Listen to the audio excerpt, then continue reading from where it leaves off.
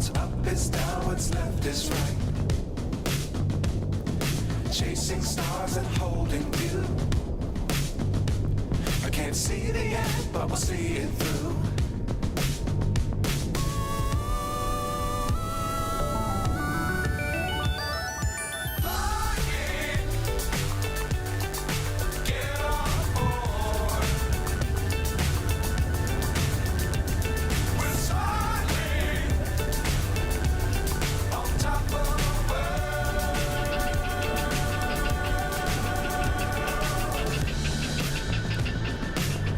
Times don't fly too high.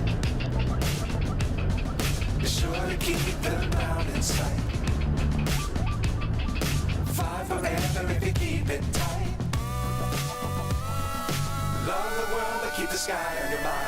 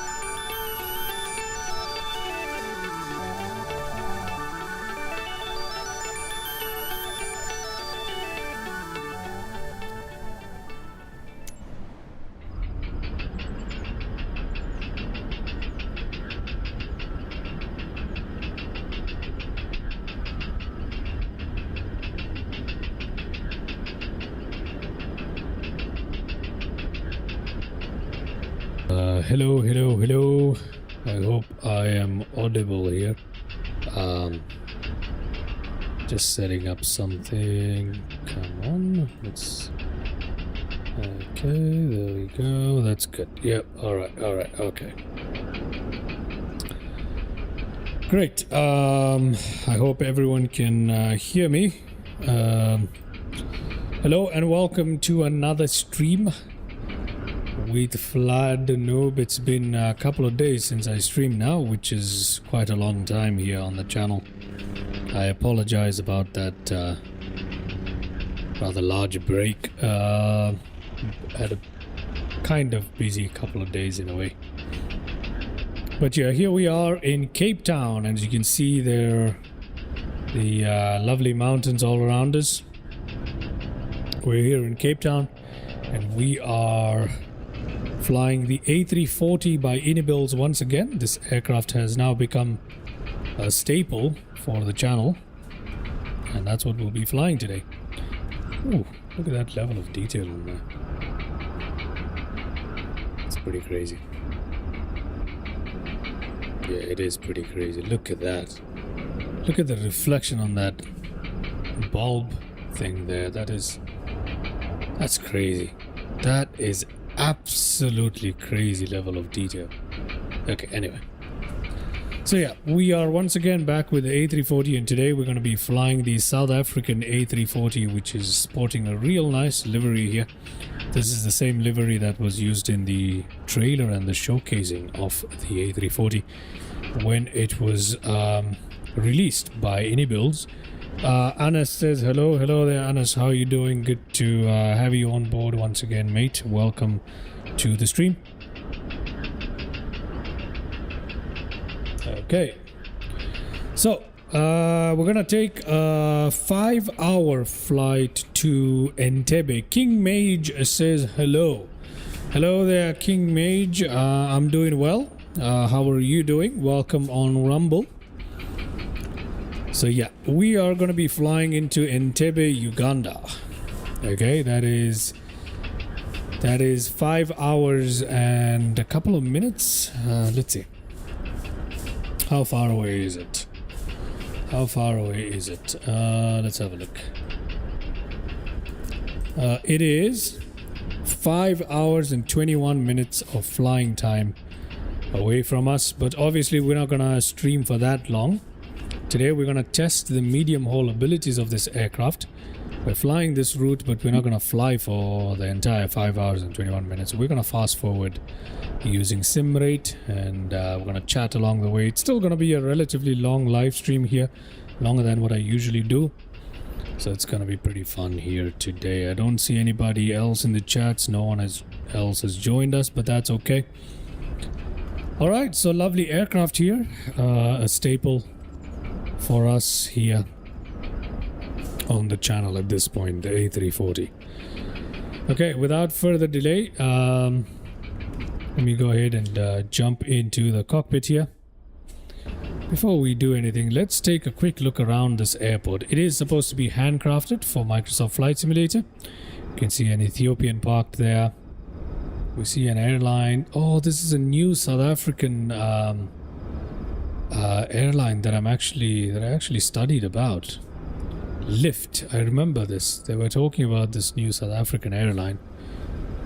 So yeah, there it is. Lyft.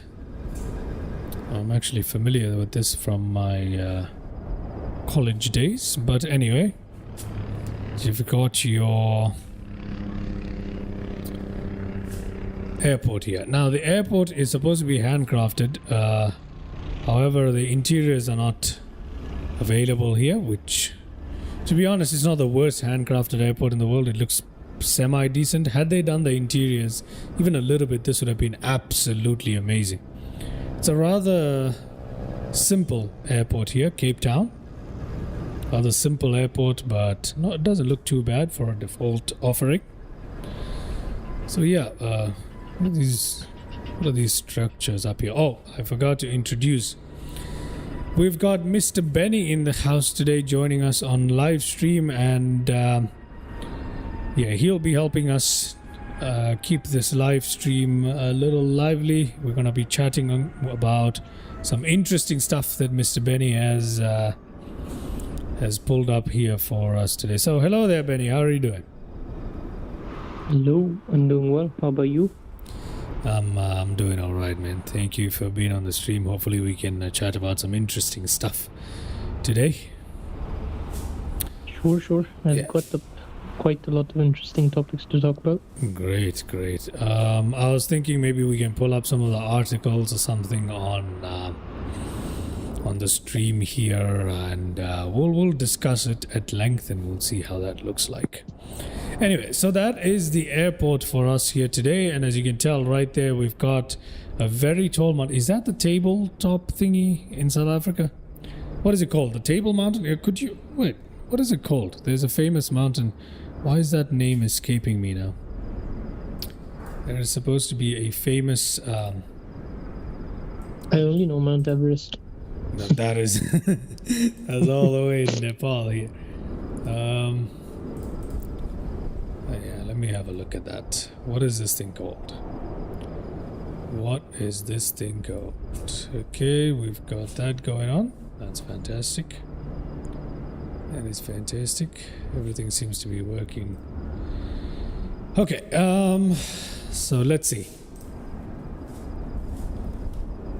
Mountain. Yeah, it is. It's Table Mountain. Okay, so I believe we're looking at Table Mountain right now. Yeah, in the distance off there, that is the Table Mountain right there. It is an elevated plateau kind of structure. So there we go, right ahead in the distance. So beautiful. Oh, we've got a plane here that seems to be an ATR from this distance. Let's have a quick look. There we go. Brilliant. What is this aircraft? Is this an ATR? No, it's not. It's a de Havilland. What is this? This is a dash. What is this thing? I know it's a de Havilland. It's not an ATR, but I can't tell what it is. It's a dash 300? Okay, whatever it is. Anyway, let's head back into our lovely aircraft here. What a beautiful looking aircraft from this distance. Really, really nice. Okay. Brilliant. Perfect. Let's jump into our cockpit for today. There we are. Great, let's get this party started. So, flight planner, what do we have here? Nope, let's go to my flight. I'm going to import it from SimBrief today. So we're flying to Entebbe International from Cape Town. And as you can tell, those are the codes right there, not a problem. Payload and fueling, let's import everything from SimBrief. And we're going to load everything instantly with SimBrief. That's brilliant. Ground equipment, we've got GPU. We'll toggle the jetway, we'll toggle luggage. Get the dirt and the weathering up here. There we go. That looks like good. Yeah, that looks like it's good. Let's go to our takeoff performance. We don't need to do anything here just yet. Let's go overhead and get this aircraft up and running. Does that sound good to you, Mr. Benny? Yep. Okay, there we go. External power, batteries on, crew oxygen supply, ground control for the voice control.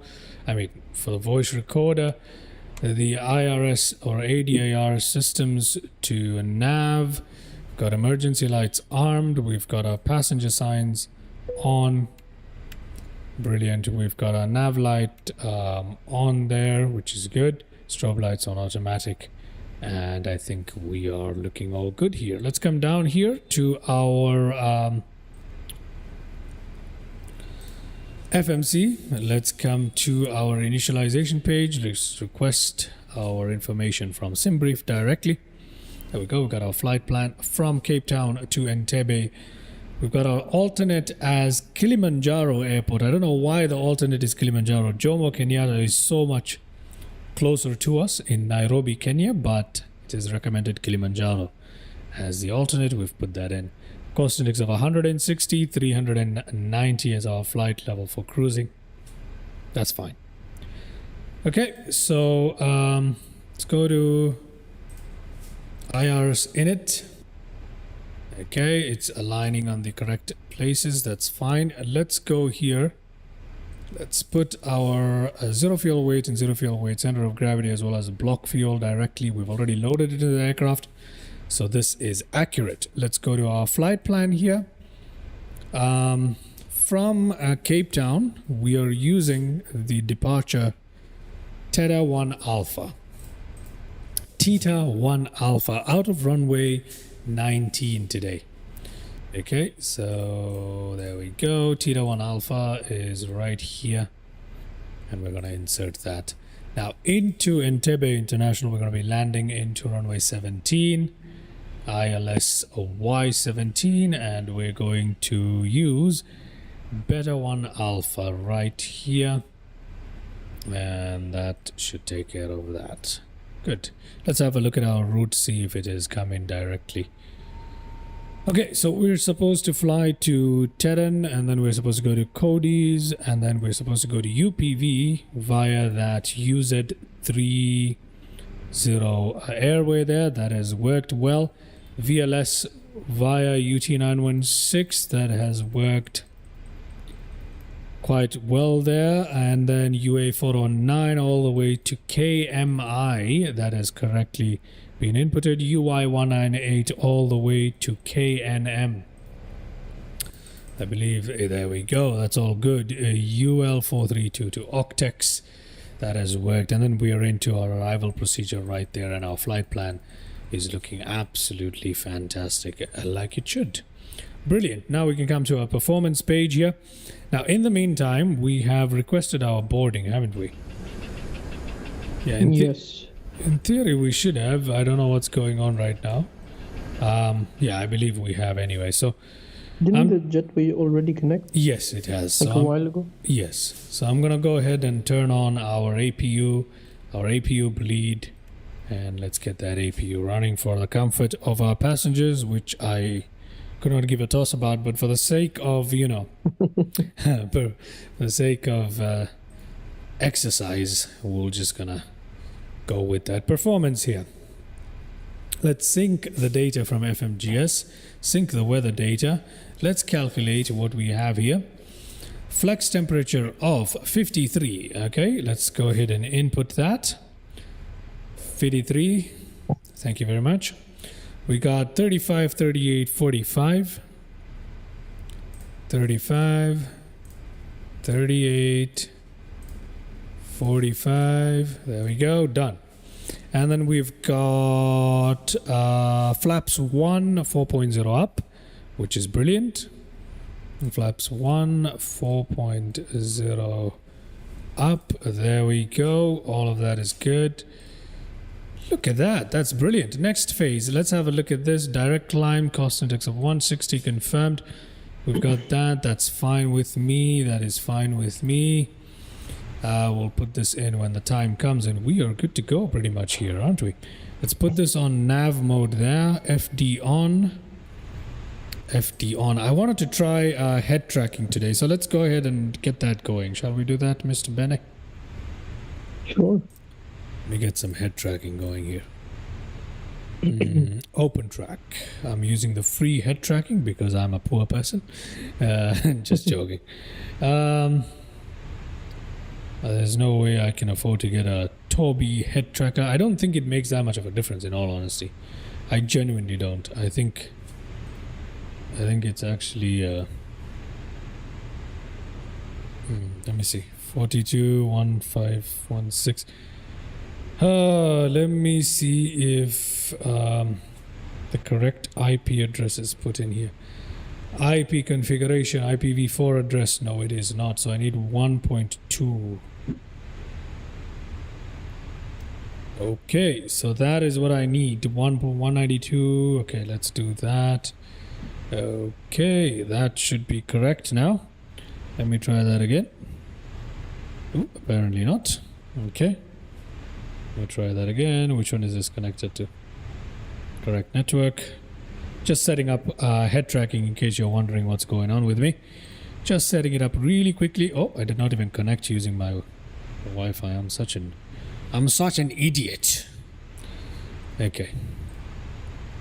Let's get this party underway. Now it should work. Yes, it does, sir. There we go. We're ready to go, aren't we? Yep. Also, isn't this the longest flight you've done on stream? Is it the longest flight I've done on stream? No. Really? Nowhere near it. The longest flights I've done on stream have been freaking massive. You remember my attempt at World Series around the world? Oh, yeah. That was terrible. Yeah. That was freaking terrible. Anyway, okay, so we've got all that running. Let's put our cruising altitude. We said it's what, 35,000 feet? 39,000 feet. 39, yeah. Yeah, thank you very much. Let's put that in. Oh, sorry. Sorry. 39,000. Oh, God. 39,000 feet. FD on. Everything else is looking pretty good. And we're ready to... we're pretty much ready to push back out of here, aren't we? So, we're supposed to turn our nose to the right. Did you say something, Benny? No. Let's go South African. Let's go nose to the right is what we want here today. So let's come down here. Let's go to our ground equipment. We can... okay, that's being removed automatically. We can toggle arm all the doors. We can remove the chocks. Make sure the parking brake is on. Yes, it is. That's fine. We can remove the GPU because we don't need it anymore. Our APU should be taking care of power. And it is. If we come up here, everything is looking good, isn't it? Yeah, we're ready to go. We're ready to go, ladies and gentlemen. Let's go outside. Oh, it's pretty loud out there. Because of the APU. Have they fixed the APU exhaust thing? They still haven't fixed it. No. Oh, that sucks. Okay, anyway. So they are inputting some stuff for the nose wheel there. And there we go. That seems to be working now. That's good. Maybe GSX He's working with the aircraft after all now. I'm not so sure. Maybe the update patch solved it, huh? They did have an update for this. I did tell you about that, didn't I, Benny? Yeah, probably. So what's been new They with even you? improved the A340 a lot. I'm not entirely sure about that. Whether it made... I mean, I think it looks way better. You think so? Yeah. Or are you just being deceived by the livery? Maybe, possibly. But then, I don't know. I feel like the panels look more realistic compared to last time. Is that right? Okay, now put nose to the right and I'm going to release our parking brake here. Let's see if that actually... Okay, there we go. We are pushing back, ladies and gentlemen. Let's go up here and let's turn on our fuel pumps here. Let's turn on our beacon lights there. Let's come down here and put that to ignition start. Let's come down here and we will get this going. Shall we do that? There you go. Okay, waiting for 10% to turn on engine number 1 and then we will and then we'll talk about it. This is pretty good. The head tracking is pretty good today. Yeah, it looks way better. I don't know why. Okay, that's fantastic. It's probably smoother. I've been playing around with the settings quite a bit. Can you toggle the sensitivity on this? Yeah, I can change everything. So I've been playing around quite a bit with the head tracking, and this is the new head tracking that I plan on using, especially for the So if cinematic you play a videos. shooting game, you don't need the mouse to like look around. You can just use head tracking. Yeah, you can, but it would be hell. Like to Yeah, control it would that be precision.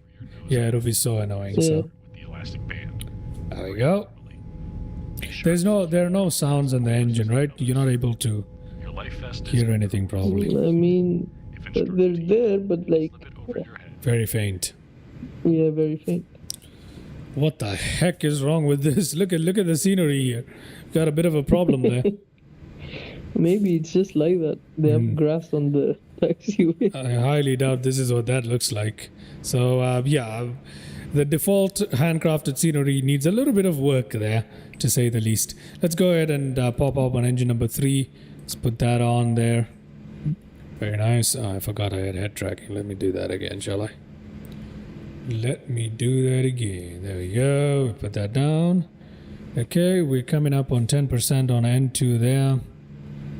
Let's flick that open. Brilliant. There we go. Yeah, it's kind of stupid that it has that. Look at this. What the heck is this? Yeah, that is kind of silly. And it's right around here. There's nowhere else. Yeah, right where I parked is where it happens, huh? Yeah. Gosh. That's just your luck. It's just absolutely rubbish. So what did they attach to the nose wheel for pushback? While pushback, they attach the thing that disconnects the nose wheel steering. Oh, okay. So that pin. Can't they just ask you like not to steer while you're pushing back? No, I think. Oh God. I think that removing Control that gives the tug the ability to change the direction. Otherwise, I think it will be pushing against the hydraulics probably. All right, Yeah, bye probably. Makes sense. bye, little lady. Let's get the heck out of here. Shall we do That's that? a guy. I'm pretty sure that's a guy. It's a guy? No, that's not a guy. Okay, maybe it is. I don't know. Alrighty, cabin lighting. We don't need that today. Okay, so we are pretty much ready to go here. Let's get the auto brake up to max. Let's get our flight controls checked. There we go. No, not yet. Let's get our flaps down here to position 1, right? That's where we're supposed to be at. So let's put our flaps down here. There we go. Nice and easy. Hello, Captain. The cabin is secure and ready for takeoff. Nice and easy. Okay. Very cool. I'm actually going to change the profile of this head tracking for a second because Cine 2 is good. Anna says it's beautiful. Thank you very much, Mr. Anna. You're very kind. You are very, very kind.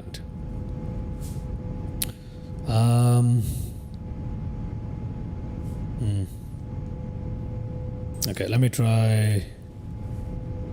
Yeah, let me try this. Okay, just to give it a bit of realism, and that's what we'll do here. How about that? Isn't that better? Yeah, that looks way better. Just a bit of I realism. think you could do that. You could do this for like views when you're showing around, Yeah. especially doing cruise and stuff. Yeah. And while you're actually working with the cockpit, you can choose the other one. I guess I could, but at the same time, this one also looks so good. Yeah. I mean, yeah, but you're right. While working in the cockpit, it makes more sense to have the other one on. But it's a bit idiotic to switch between them all the time. So I prefer this one. In all honesty, it's pretty cool. I feel like this gives the user a decent level of immersion. You know what I mean? Yeah, probably. Yeah. I mean, I understand while you're turning, you probably want to see the other head tracking thing. You know. Okay, Yeah. let's go ahead and arm our ground spoilers there. We need to make sure that's up and running. That is up and running. That's all good. Predictive wind shear can go on. System 1, please. That is on already. We can put that up a little bit right there. Okay, all of that is done. Let's go ahead, release our parking brake right here. We should begin rolling a little bit. We are not. Okay. Let me check our flight controls. Okay, come on. Why is the Okay, flight? you are. I am, right? Why the flight control page is not actually rolling? Takeoff configuration. Oh, the pitch trim is in disagreement. Let's go ahead and fix that up. Performance. We need up 4.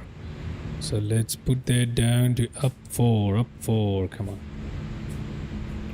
Up 4. There we go. Let's go there. Just give me a minute. Sure.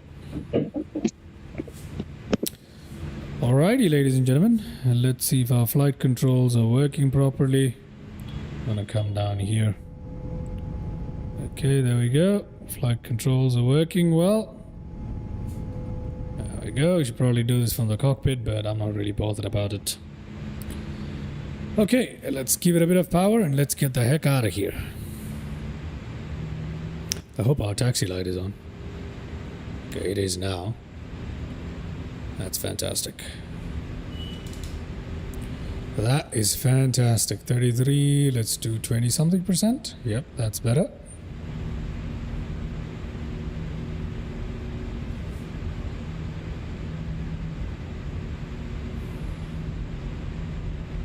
Sorry about that. Sure I see thing. we're already rolling. Yes, we are. We are going to our departure runway over runway 19er today. I love these cathode ray screens. I can't get enough of them. You know what I mean? Excuse me. They have 2 versions for the A340, right? One with 2. the LEDs. There are 2 of them. Yeah. The third one is freighter. So. Or So rather- anything new with the channel you're thinking of doing? Any new Wait, is it runway things 6? coming up? At the moment, just planning on working on that cinematic video to try and get us a bit of cinematic, you know what I mean? I really want to get some cinematic videos in the channel for my viewers to enjoy. I think that's going to get me a lot of views here. So I'm going to try and work on that as much as I can. I'm not very good at it. I'm not very good at editing. But you know what? You gotta try, right? So that is what I'll be doing. Okay, here we are. We're coming up on our runway of choice here. I'm going to put that brake a little hard. I'm going to open it up so we keep moving. There we go. TARA there. Let's turn that on. Let's put that up there. Let's put that up there. We're ready to take off, ladies and gentlemen. All right. Okay, let's turn this giant bird around, though. Okay. There's an aircraft which struggles with turning, right? No, actually, for how large it is, it's actually pretty decent. No, I think it's a 777 which struggles, if I'm not wrong. No, it's okay.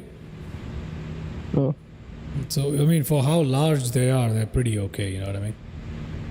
yeah. Okay, we're eating up quite a bit of the runway here, turning into the correct position. So I'm gonna go ahead and set our takeoff thrust here. So there we go. Flex temperature set. And off we go, ladies and gentlemen. We are on our way. There's grass on the runway. Wait, I can't turn the aircraft. It's stuck. Oh. It's stuck. The aircraft is literally stuck. I don't know what's going on. Okay. I think I have some control now.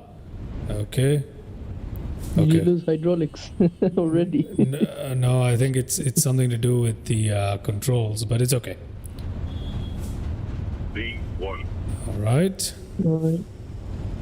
Let's rotate and get on out of here. There we go. Nice and easy. Gear up. That was a smooth one. Nice and easy. Lovely. Lovely. Look at that. Okay. Beautiful. I think head tracking on the views makes it so much better. It does. Especially this head tracking. It gives it a little realistic shake. You know what I mean? Yeah. Yeah. Okay, we can put lever climb now. There we go.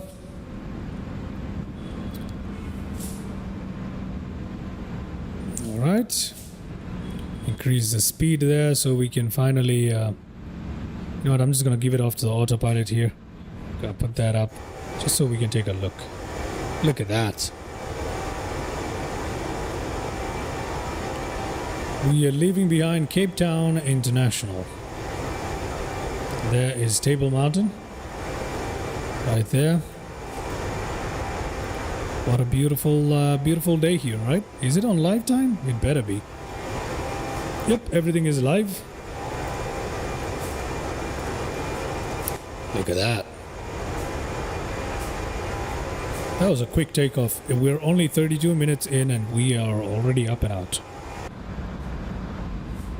Very nice. We don't need the meters display here. Let's increase the range on that. Let's increase the range on that all the way. Obviously it's a very long flight, so. Okay, we're looking good. Ground spoilers disarmed. Nose wheel lights to off there. Brilliant. That is absolutely brilliant.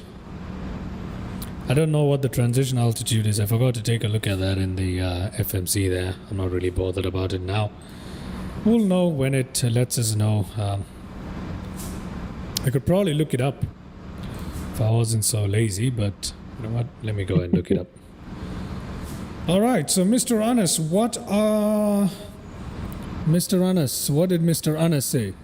Oh, okay. I already read the comment, didn't I? Looks I think you did. beautiful. That's what Mr. Anas said. I appreciate you being in the chat, Mr. Anas. You sometimes the only guy there, so yeah, I do appreciate it. Okay, transition altitude at Cape Town is 9,000 feet, which we should be coming up on any second here, right? Yep. Look at this wonderful view from the...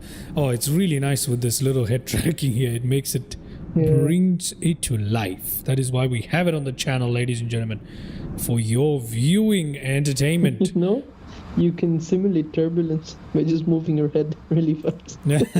Like, oh my goodness, look. It's... nah, it's alright. Oh, I can just do that. Okay, that doesn't work. We got standard on that. That's great. Just waiting for 10,000 feet to turn off our landing lights, but apart from that, we are looking good here. As we leave behind Cape Town here, is the Cape. Is that the ocean? Yeah, this is the Indian Ocean, I believe. This is the southern Indian Ocean. Oh, so we're already on the eastern coast of Africa now. No, we're at the very southern tip. What you're looking at is the southern tip of... Yeah, I know, but Africa. that's behind us, right? No, So- this is the southern tip. You see this right here? Oh, okay, okay. Yeah, this is the very southern tip, and that is the Cape right there, I believe. And okay, We one of took off this from is there? One of this is a very southern I tip. think that's the one. Yeah. Yeah, we 'Cause took off that's where we took off from. somewhere here. Yeah. Oh, okay. All right. If that makes sense. So yeah, one of so- this is actually the southern tip. I might be wrong, but oh look, it even has a lighthouse over there if I'm not mistaken. But yeah, that might be the most southern tip of Africa anyway. Yeah. Doesn't matter. Point is, we're now flying towards the east. We're turning back up towards the north into Uganda. That is the turn that we're making right now. So we're going to be And flying Entebbe over is in. Uganda. Oh. Okay. This is so we're right now turning towards the north, more or less, so we can fly straight up the continent of Africa onto Uganda. All right. Yes, and yeah, the ocean that we're flying in, this is the Southern Ocean. It's not the Indian Ocean; it's the Atlantic Yeah, Ocean. So- There should have been another ocean called the Antarctic Ocean. Is this what is this? I'm a little confused. Why is my geography failing me now? Are we flying over the Southern Ocean? We are, right? Yeah, it is. It's Like, not we the just crossed Atlantic. Yeah. So No, because so- the reason I was confused is because on our left hand side right now of the aircraft on the left hand side, Yeah, is it's the the- Atlantic. yes, there's a Southern Atlantic there. To the east on this side, we've got the Indian Ocean somewhere this side, and Yeah. to this way is supposed to be the Southern Ocean, right? But what's the Southern Ocean? Wait, There's hold no on. such thing as Southern Ocean, right? Give me a second. I'm confused utterly. Let me have a look. No, I'm right. That is the Antarctic Ocean. There is an ocean called the Antarctic Ocean? Yeah, of course there is. That it's Oh. more commonly called the Southern Ocean, I believe, nowadays, but it's the Southern Ocean. So we've got the meeting point of all three of these oceans are right here. So a little bit of confusion there. Mm-hmm.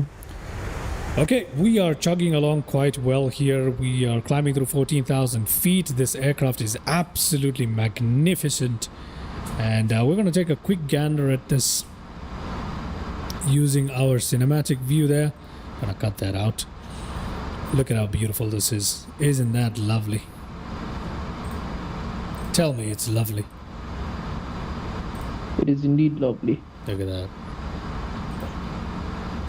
Look at that. Can you cut that bar out again, please? Sure. Let's cut the bar out. There we go. It's much better. Look at how beautiful that is, ladies and gentlemen. Let's have a look as we fly over South Africa. Very nice. I like the little... We're departing from South Africa. We're gonna cross over to Botswana, then Zambia, then Uganda. Correct? That is correct. We're departing from the very southern end of South Africa. We're going to fly over South Africa for a bit.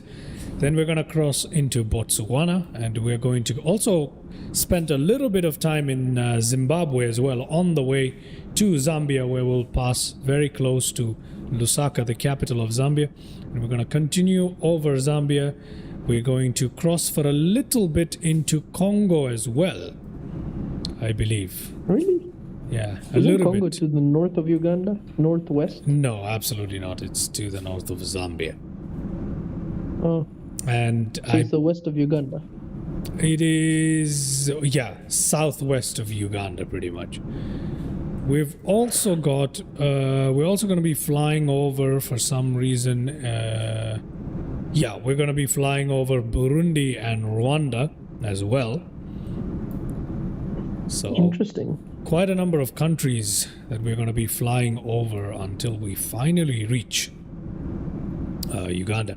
And we're also going to be we're going to leave Zambia, cross into the Congo DRC, and then we're going to come back into Zambia, and we're going to spend an even longer time flying over Zambia. Then we're going to go back into the Congo, and then we're going to fly over, I believe this is the Lake Tanganyika. That is correct. We're going to fly over Lake Tanganyika, which is, I believe, the deepest lake or something like that. Maybe in Africa, maybe in the world, I don't know, but it's one or the other. It's a very prominent lake. Perhaps you could check that up for me, Benny. Is it the deepest lake in Africa? Let me check it. What's the name again? Tanganyika. Lake Tanganyika. Spelt exactly how I'm All saying right. it. So Lake Tanganyika is the world's second largest freshwater lake by volume, Okay. and second deepest as well in the world. in the world. Yeah, Okay, so it's a very prominent but lake. it is the world's longest freshwater lake. Okay. Long as in. And is length. it Africa's deepest or something like that? I mean, it's the world's second. Oh yeah, it is. It is. In both cases, Lake Baikal in Siberia is Baikal. the largest and the deepest. Right. Baikal Okay. or Baikal, yeah. Yeah, all right. That's cool. Okay, makes sense. Great. We're also going to be flying over the Lake Victoria as well. So we're going to be flying That's over... in Zambia, right? No, Lake Victoria is in Uganda, Kenya, Tanzania, in that area. That's Lake Victoria. If you're in Zambia, we've got Victoria Falls, which is the waterfall. So the Lake Tanganyika is in Burundi, DRC, Tanzania, and Zambia. That's correct, yes. That is correct. That's a massive lake. It is a massive lake. Let's have a look at it in little nav map for just a second here, since we are talking about it anyway. Let's have a look at it. There it is. It was formed about 9 to 12 million years ago That is an old lake. on Here the it is. western arm of the East African Rift Valley. Okay. Wow. That is Lake Tanganyika. That is Lake Victoria. And here we are at the moment at the southern end of the continent, flying up towards the Western Cape, Northern Cape, South Africa, and then Botswana, Zimbabwe, Zambia. This little part here is the Congo, and then this is Zambia again, back into Congo, over Lake Tanganyika, Burundi, Rwanda, over Lake Victoria, and where we're going to be beginning our approach procedures right here. Nice descent, and then we're going to turn back over around Kampala, which is the capital of Uganda, if I'm not mistaken. We're going to turn back around over Kampala, or Kampala to say it locally, I suppose. And then we're going to be flying into Entebbe, where Entebbe International Airport is located. Entebbe International also serves Kampala, although Kampala is that far away from Entebbe. This is the airport that also serves Kampala. So it is the main airport. Kampala doesn't have an airport. No, it doesn't.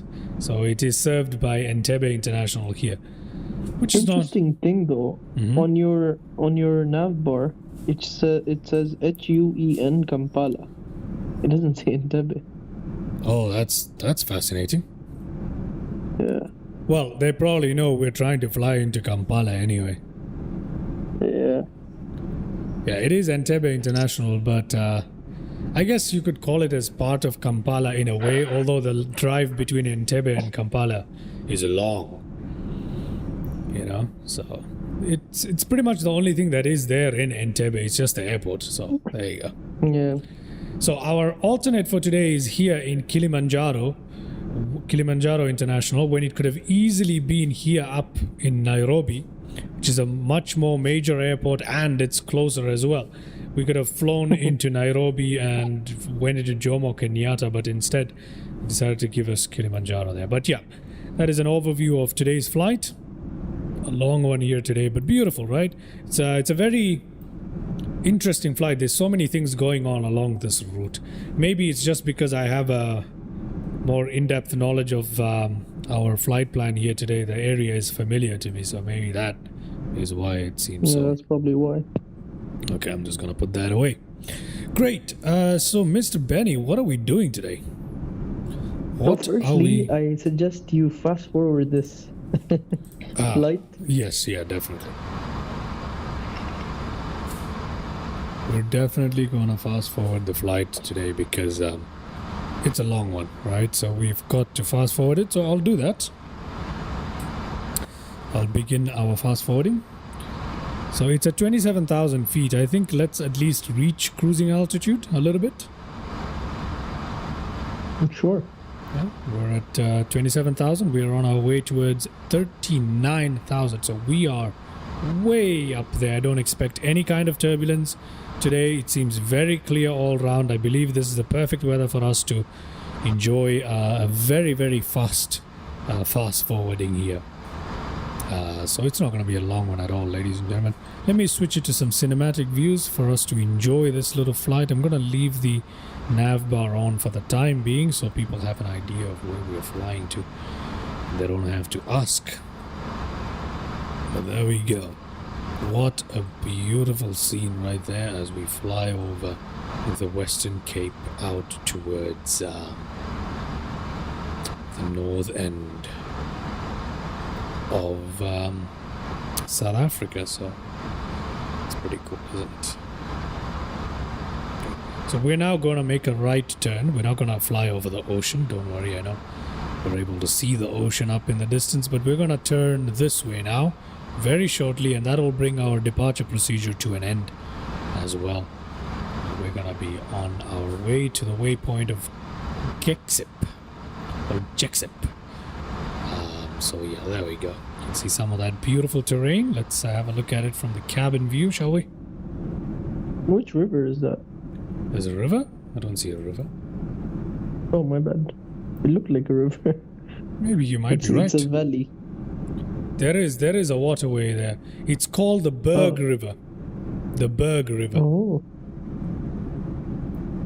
So we are about to, on our flight plan, we're actually going to be flying over the Berg River. So, interesting, isn't it? There is a river underneath us. You are very right. Oh. Absolutely beautiful. This is lovely. I do miss flying. Look at that reflection on the water right there. Isn't that cool? Yeah, that looks amazing. It's very realistic. So eh? what were you busy doing in the past few days? I'll be honest with you. I live alone at the moment. Well, not exactly alone, but it's a mess. Okay, my apartment was a freaking mess, and I had to clean it up, and I had to kind of like deep clean that crap. So that took up all of yesterday pretty much, and I was too exhausted after that to stream, and I really wanted to stream yesterday, but I couldn't get around to doing that yesterday. So that is what happened that day. Then the days before, I had lots of stuff going on, trying to plan out some ventures with my friends. Not much has panned out yet, but quite busy with a lot of things. And that's how the last couple of days went for me, pretty much. So hopefully I'll be able to focus a little bit more on the channel in the coming days and push out some videos. I did do some research a couple of days ago on some more video ideas and stuff. So what a beautiful terrain this is, by the way. Incredible. Really cool. Did they improve the scenery in 2024? It's not the scenery that's doing this trick. It is. Oh yeah. You know what it is. See that? Yep, Yeah. It is the reshade that has brought this entire thing to life for me. It's such a subtle set of filters, but they really do make a difference. Yeah. My favorite wing view in the entire flight simulator belongs to the A340 engines right here. You know, I remember, I think, Benny, you're the one who told me about how much you loved the A340 and you're obsessed with it. I said, it's a cool aircraft and whatever. Yeah. But I wasn't into it, but now I'm really into the A340. I really like it. It's really fun. You know? So, I want I to think the 4 engines really make it an interesting aircraft. It is. We But it forgot doesn't to... need 4 engines. It could run on 2, but there are 4 tiny engines, so it doesn't need them. Very interesting. Very indeed. Very indeed. It's beautiful aircraft. I love this thing. I think, like, you know how in Boeing I would pick the 777 as my aircraft, in Airbus I've got the A340s. I think is the one that I'm gonna be, is my pick. It's really cool. Anyway, we're coming up on 33,500 in about 6,000 feet. I'm going to go ahead and set our sim rate here so we don't have to sit through the whole thing. But today is not going to be boring. We've got some stuff to discuss. Mr. Benny, I had asked you to get us some stuff ready. Yep.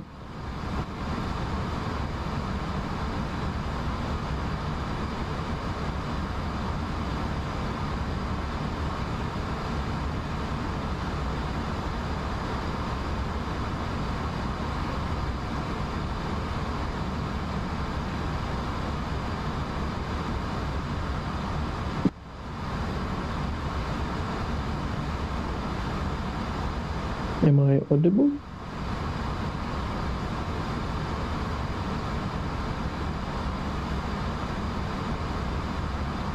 Hello, yes. You are audible. Yes, you are. Okay. Could you go ahead and show me, or rather talk about the stuff that we wanted to speak about on the live stream today? Sure. So what do you have in store for us, Mr. Benny? What have you prepared for us? Do you want to go 1, 2, 3 or 3, 2, 1? How about 2, 1, 3? Okay, sure. 2, 1, 3. Yeah. Okay, so we're gonna talk about some really weird stuff that has That's okay. happened in aviation. That's okay. So here's how I want to do it. I want to first let you explain the story, okay? Okay. And the facts of it, and then we're going to discuss it. So why don't Yeah, you sure. give us some story time, basically? I'm going to literally mute myself and I'm going to just listen to the story time, eh? Sure. All right, here we go. Let's go. All right. So the first thing we're gonna discuss or talk about is the Iberia Flight 502.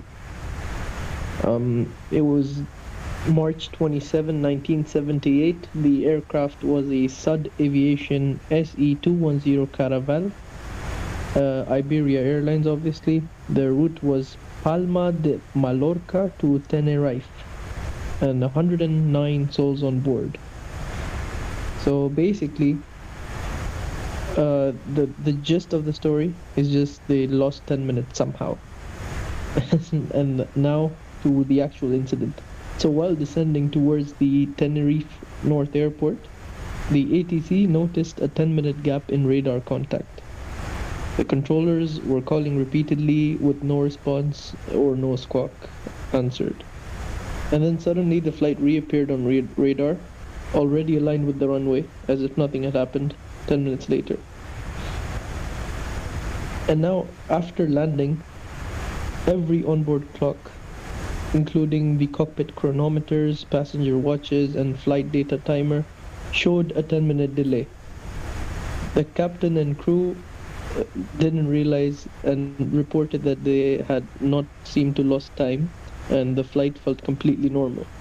But the ATC logs and everyone on ground confirmed the gap between 12:08 and 12:18 local time, as the aircraft didn't exist on radar or transponder. So the official report notes by the Spanish Civil Aviation Authority filed it as loss of secondary radar and temporal discrepancy, with the reason being unknown electromagnetic interference. The one thing to note, though, is there were no weather events, no solar activities, or radar faults that were detected in the area or the time. So a later internal Iberia safety bulletin described it as a temporal anomaly of unknown cause. And there are three main hypotheses for this incident. One is that there was severe magnetic interference, but Tenerife's geomagnetic field was completely normal, and like I said, there was no reported anomalies. The second hypothesis is there was a microburst radar blackout. Again, that's unlikely because visibility was perfect, and it still doesn't explain what happened to everyone's clocks. So, And the third thing is localized electromagnetic plasma pockets. So this is similar to the phenomena seen in the Bermuda region, which really plays with your compasses and your analog devices, and it's possible that desynced the aircraft's instruments and radar echo temporarily. But still, Okay. that doesn't explain how everyone's watches were changed. Maybe it could be possible that it was a large area and the pocket was large, but still, where did the aircraft disappear for 10 minutes? So yeah. I think, okay, so here's the thing. From where were they flying from and to, firstly? I believe this is a local Spanish flight, Palma de Mallorca to Tenerife Palma de North Mallorca. Airport. Yeah. to Tenerife. Tenerife. Yep. Okay, that's interesting. So, look, here's the thing. Here's what I think, right?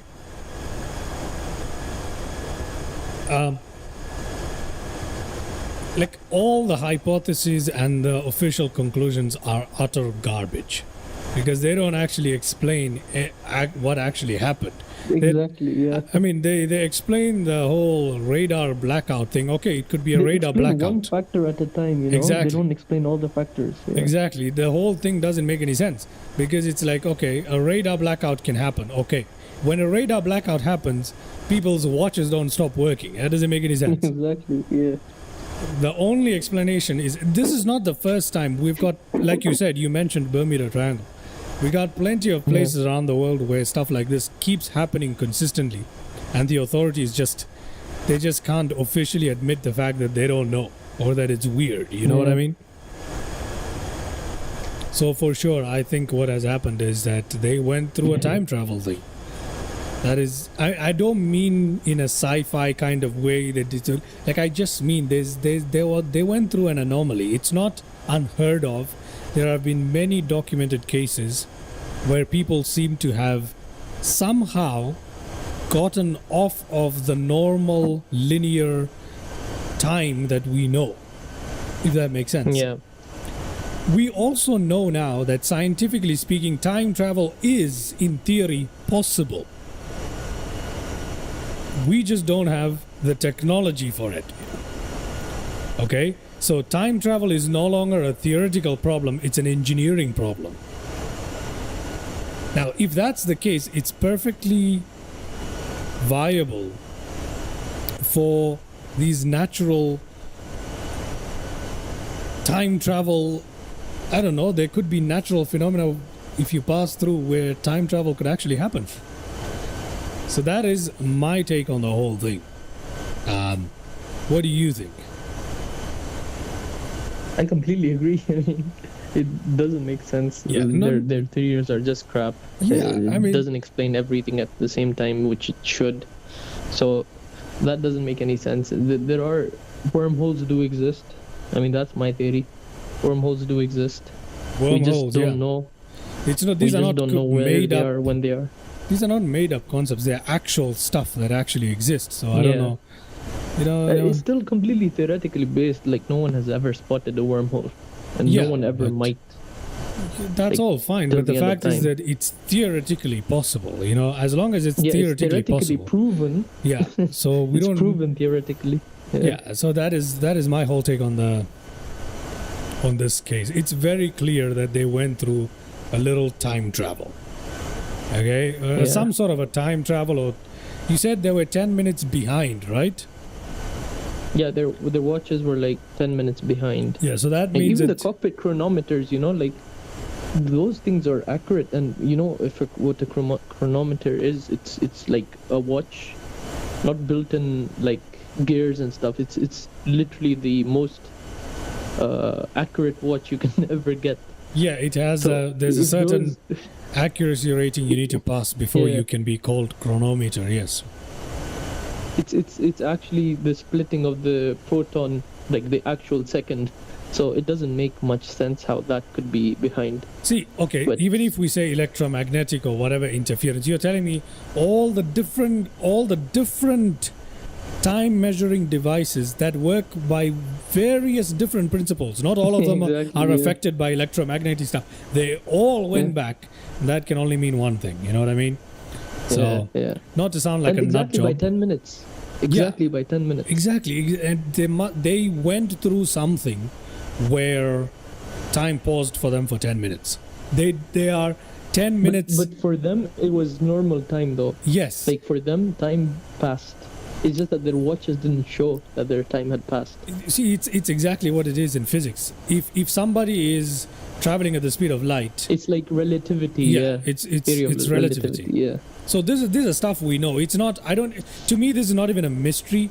The only question is, what did they encounter? Where did they pass through? What exactly was the phenomena? We don't know.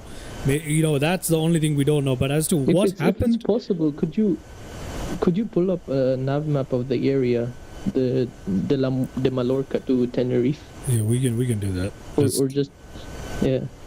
We can do that right away. Let me pull up little nav map here. As a matter of fact, I can even just do this. I can do that. And okay, maybe it's best we stay in the other layout, don't you think? So we can see the aircraft. Okay, so Mallorca, Palma de Mallorca, Tenerife. Tenerife is here, I know that. Here we go. There's Las Palmas. Where is Palma de Mallorca? Where is that? Where is Palma de Mallorca? I know that Tenerife is here. Okay, Las Palmas. Tenerife is here. But where is Palma de Mallorca? I have no idea. It must be here. Las Palmas is here, so where is Palma de Mallorca? I don't know. I'm not sure where it is. But Tenerife is here. So where did they encounter this? At the beginning leg of the journey? No, it was towards the end. They were descending, and it was like, then they reached the final. Okay, so they were here. After the 10 minutes, they were at the final, yeah. So they were here, because Tenerife is here.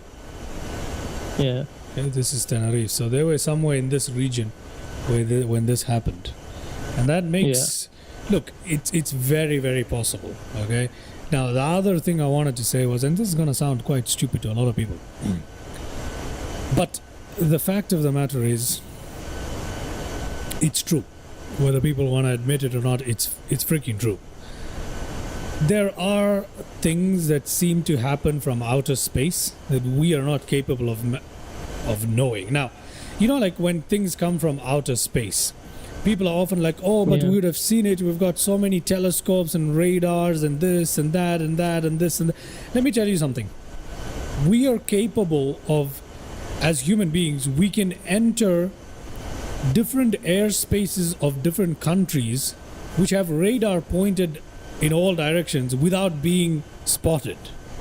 Okay? Exactly, yeah. A country's border is too large for us to effectively patrol. And you are saying that it's impossible for us to miss if something from space comes into Earth? Who's looking? No one. Okay? So it's crazy that people think that that's not possible. As if Earth is your house. You know, that's not how it works. Yeah, so that's true. It's entirely possible with things, phenomena, natural stuff and potentially alien stuff. I'm not saying it is, just saying potentially alien stuff to come in from outside, interfere with stuff that we are used to seeing, and then leave. You know? So there you go. Yeah, this is not even a mystery to me. I'm not even intrigued by this. This is like, there's so many cases like this documented. We just don't know what the phenomenon is, and the only explanation in my eyes for that is that it's something that comes in, does this little freaky thing, and then disappears. It doesn't remain there. You know what I mean? That's exactly what I think. It's pretty cool, though. What else? What other observations were made as part of this? Or is that... Well, I think there's not much on it, weirdly.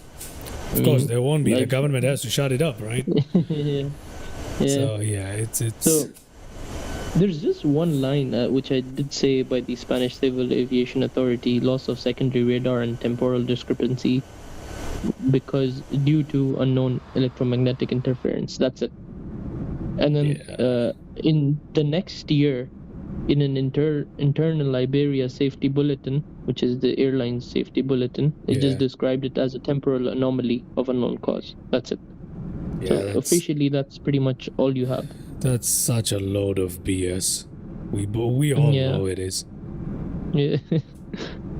We all know it is. They probably even know what the reason is, but they do. I guess we'll never know. They probably know the exact reason behind it, you know? Yeah. And we'll not be told because the public is not ready for it, or whatever the hell it is. It's very possible. It's very possible. But yeah. Interesting case there. So there were no lasting physical impact on anybody whatsoever, right? No, they were completely fine, healthy after that. All right. Okay, let's hear case number 1. Let's see what happened in case number 1. Before you do, just take a look at that lovely terrain that we're looking at right now out our windows here. Absolutely beautiful. Africa is such a fascinating continent. Look at that. What a beautiful terrain that we are seeing right now underneath us. We are coming up on a little bit of water there. I don't know what that water that we are flying over at the moment is. Let me have a look. Seems to be a very small lake of some sort. I can't figure out what it's called. It's called... it's an Afrikaans name. I'll never be able to pronounce it. Hoek van Sproetsevloer. Okay. It says Hoek van Sproetsevloer. I don't know what that means. But it's some sort of a water body there. And then there's another lake there. It's called Swartkalkvloer. Swartkalkvloer. I have no idea what that even means. That is Afrikaans, and I'm pretty sure I have butchered the shit out of that word. But yeah, it's fine. It's fine. You can forgive me for that. So where is it? It's right underneath us. We're flying, yeah, this is it right here. Look at it. Such an interesting terrain. It'll be really fun to take a dirt. You know, I'm into... There's 2 lakes though. Yeah, there's... Which one's the first one? The first one I talked about is right here. Up off to our right hand side. And the one we are flying above right now is the second one I talked about. All right. Okay. I wish I could tell you the And actual we're still names. in South Africa? We are very much in South Africa. As a matter of fact, we have not even... okay, we are in the Northern Cape.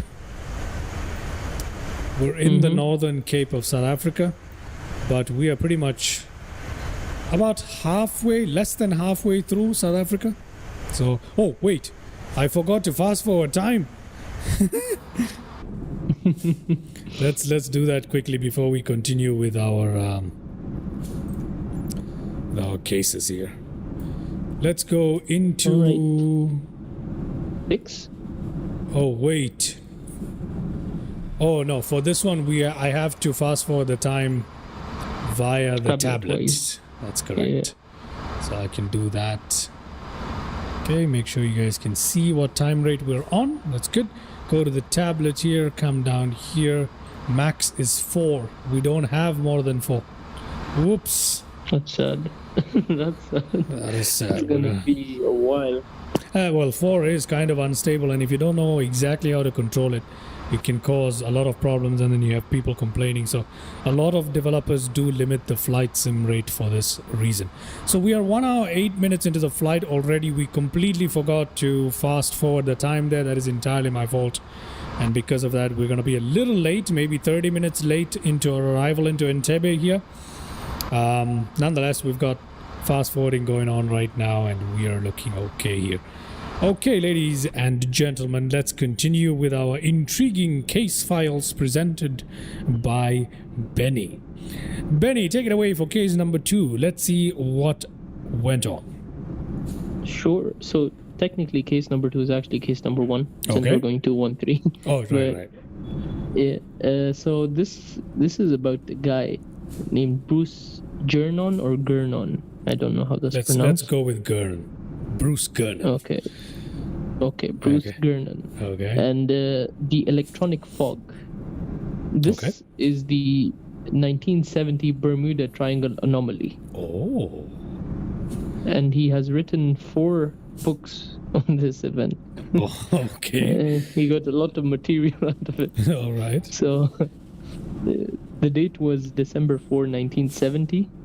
The aircraft was a Beechcraft Bonanza A36, piloted by Mr. Bruce Gernon himself. He was an experienced Florida pilot. Okay. And the route was Andros Island in the Bahamas to Palm Beach, Florida. Okay, hold on. Let me pull up that route. Just give me a second. Let me actually get a little nav map here in the cinematic view. And I'm going to put that right here. Okay, let me pull up little nav map for us to enjoy here. Now, you said, what is the route again? Andros Island in the Bahamas. In the Bahamas. To- We're in the Bahamas now. Yeah. From Andros Islands to where? Palm Beach, Florida. Palm Beach, Florida. Okay, I don't know where Andros Island is, but it's somewhere in this region here is the Bahamas, and Palm Beach, Florida is right there. We can see it. Okay, All right. great. So he was in this region. Please continue. So, just minutes after takeoff, Gurn noticed a massive, perfectly circular cloud forming ahead of him near Andros Island. It expanded unusually fast, and within seconds, it enveloped the flight path and the aircraft. So he tried to climb to avoid it, but a tunnel-like vortex formed through the center, lined with strange electrical light and fog. And inside the tunnel, his compass began spinning wildly. Both the vertical speed indicator and the altimeter behaved erratically, and the cloud's interior rotated counterclockwise and seemed to stretch around them. The edges glowed with a bluish-white light, like St. Elmo's fire, if you know what that is. Yes. And after about 3 minutes, they exited the tunnel, only to find themselves instantly near Miami Beach, about 100 miles ahead of where they should have been. So, the time anomaly, the facts are, the flight duration was actually 47 minutes, and it's usually, 37 minutes, and it's normally 75 to 80 minutes. Okay. The radar logs from Miami Center confirmed a pop-up return appearing near Miami instantly after a long absence. The fuel consumption also corresponded to a 47-minute flight, not an 80-minute flight. The ATC and weather archives confirmed no storm was recorded at his position. That's interesting. Then we have 3 scientific theories which they've come up with, hypotheses. Okay.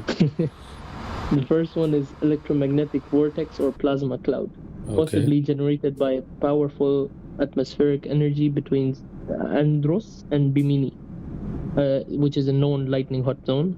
So, I mean, they could go for it, even though no storm was recorded at its position. Okay. The second one is ionospheric reflection distortion, which could have warped radar readings, making the plane appear to jump forward. Yeah, that's But BS. that doesn't explain the fuel consumption. Yeah. And then there is time dilation, which some researchers like Dr. Raymond Adams has suggested forms rare balls of lightnings or plasma sheets that could distort onboard electrical systems and create a temporary space-time phase shift.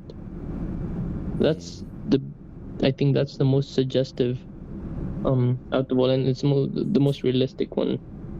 Yeah, it's the one that most addresses it. Yeah. So he wrote 4 books and he co-authored. So did I tell you the passengers on his aircraft was actually his father and his business associate? So there were 3 people on the aircraft. Oh, so there were 3 people on the aircraft. Yeah. Okay, wonderful. So 3 people must have seen this thing then. Yeah, basically. And he co-authored the fog, a never before published theory of the Bermuda Triangle.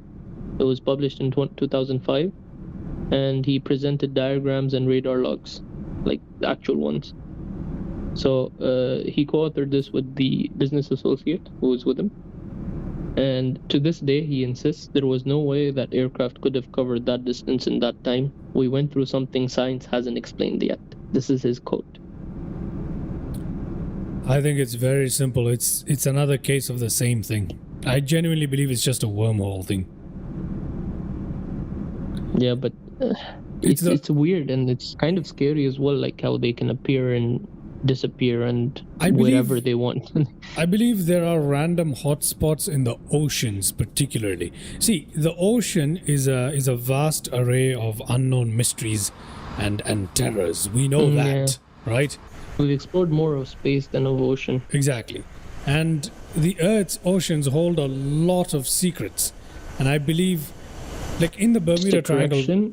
Sorry? By more of space, just a correction. By more of space, I mean more of our solar system. Yeah, Like obviously, the yeah. universe. Not Yeah. the outer space, obviously, but Yeah. I genuinely mean this. Like in a lot of areas, like the Bermuda Triangle or whatever, it's the land that's it's the ocean that's suspicious, not the land. Yeah. So I believe there are phenomena in the ocean that influence this stuff, and this is just another case of the same wormhole thing. He passed through what is essentially some sort of a wormhole or time warping. Not just time, he didn't just distort time, he also distorted distance. You have to remember that. So it was a time-space anomaly. Exactly, it was both. So that can be only a wormhole. A wormhole does both. Yeah. Right? As you pass through a wormhole, you move through dimensions, physical space dimensions, as well as time. So Yeah. that's the proper explanation, in my opinion. Obviously, you can't prove it, and so it's just a theory. But anybody else who's claiming some already existing known natural phenomena, they're just full of it. They can't accept the fact that it's something that's inexplicable. You know what I mean? Yeah. So I think the denial Have comes you- from that. Have you seen the movie Interstellar? Yes, I have. How many watches have you given it? I've only given it one watch, and I'll tell you that right now. I'll tell you something right now. I don't like movies like Interstellar, and I did not like that movie. Here's why. Before everyone loses their crap on me, here is why. I watch movies to be entertained, not for my brain Yeah. to be tickled. I don't like brainy I understand movies. that. Yeah, so Yeah. I hated Interstellar because of that. It was too like, it's not that I can't give it a thought. It's just that that's not what I'm here for. You know what I mean? Yeah. The only exception to that are murder mysteries. I like your classic whodunits, not why they did it and what the motivation was. I don't care. I meant who done it. You know what I mean? So I'm that plain old kind of guy, and so because of that, Interstellar wasn't my thing. Now, having said that, go ahead. Yeah. So Interstellar basically talks about this exactly. Just Does hold on a minute. Sure. Sorry. Okay, little update on the flight here. We are continuing while Benny takes a little break and he will join us shortly. We are continuing here over our route. We are fast forwarding now, so let's have a look at what's going on in our fast forward, right? So we should be able to make quite a bit of progress. And look at that, just like that, we are at the border of South Africa. Okay, we are now almost crossing over the border of South Africa, and we are headed on into Botswana shortly. So yeah, we All are right. now beginning to make some progress at least, and that is the little update on our flight. Let's continue. Maybe you could pan the camera down towards the Yes, land. that's exactly what I was coming to do here. We can take a look at a bit of the views here, see what's going on with our terrain. Terrain is beginning to get more and more arid as we fly around here. Now, as we come into Botswana, I believe we're gonna pass the Namib Desert as well. Are we gonna hit the Namib Deserts near Namibia? No, I right? doubt it. No, we're not. Yeah, Okay. Namibia is towards the western coast. It is. It's towards the west. That's right. But there should be some kind of deserty. No, there isn't actually. My bad. So I guess this is a bit of arid area that we are flying over. Up ahead of us, we can see a little bit of greenery, a little bit of cloud cover there, some sort of clouds there, not exactly cloud cover. So yeah, that is where we are flying. It's a quick update on our flight here, and it's a good thing that these windows are slightly tinted to help us from the hot African sun. And yeah, wonderful stuff indeed. Okay, Benny, let's continue here. Go ahead. Yeah, so what were we talking about again? Interstellar. Yeah, so Interstellar, it basically talks about this exactly, except it's with a black hole, not a wormhole. Okay. And the one thing, like going off topic again, but one thing you need to I didn't like it. No one likes Interstellar when they watch it the first time, and the main reason is because they don't understand anything of it. So you need to. I gave it like 3 watches to understand it, and that's on the third watch I actually enjoyed it. So I understand that it's torture, putting yourself for 5 hours of movie time just to understand a movie, but the third time is definitely worth it. That much I can say. I still don't feel like watching Interstellar. I mean, it's one of those movies where I'm like, yeah, I get the point. Like, and you're talking to someone who's actually into space and all this kind of stuff, right? I'm genuinely into that. It was the first topic as a kid I was ever into. Like many kids, it was one of the first topics I was ever into. Like, I had books on space, and I always thought I was gonna end up in some astronomy, something related stuff or whatever. But even then, a movie to me is entertainment. If you ask me to watch a documentary on the exact same thing, I'll sit and watch it happily. But I can't do that with a movie, if that makes sense. That makes sense. Yeah, so that is my quarrel with Interstellar. I'm like, I'm not here for you to teach me about how black holes work and all that crap. I don't really care. You know what I mean? It's about I think they just, especially the director, he likes going that route with most of his movies. He likes to keep the audience on their toes. But at the end of the day, he used a lot of realistic scientific phenomena, which does make it intriguing. But then, at the same time, for viewers like you, it makes it boring. Yeah, I understand that. I mean, it's not even the fact that it's boring. It's the fact that it's failed as a movie in my eyes. It's like, oh, it's so cool. It has this. I'm like, okay, but I didn't watch it for it. I wanted to be entertained. Yeah, so yeah. I mean, I don't know, man. That's just me. Anyway, we veered off topic a little bit there, but so there's our case number. Well, technically 1, but the second case that we looked at. It's an interesting one of many in the Bermuda Triangle. As a matter of fact, I remember one where an entire squadron of pilots, I believe, disappeared. Military pilots, an entire squadron of them disappeared off Bermuda Triangle during a training mission. That was a Navy squadron, I believe. I'm not sure which armed force branch it was, but I remember that one very well, because people, usually when these kind of GA commercial or private pilots, they dismiss them, especially the private pilots flying little aircrafts. They're like, oh, it's just a nut job with a plane, or he doesn't know what he's looking at, or you know what I mean. They tend to they tend to look down and underestimate such people. But when it's a military involved, there's also U.S. warship like on the Navy. They also disappear without any trace. You see, there's so many cases like this. The triangle is messed up. Yeah, it's like, how do you lose an entire warship? Like, imagine going up to the Pentagon meeting for that, or like you're at the Pentagon for right. You're with your Secretary of Defense, and the Secretary of Defense asks you, where did that thing go? And you're just there like, it disappeared without a trace. We don't know what happened, but we believe it might be some sort of electromagnetic whatever, but nothing strange. What are you on about? It doesn't even make any sense. Yeah, that's stupid. Yeah.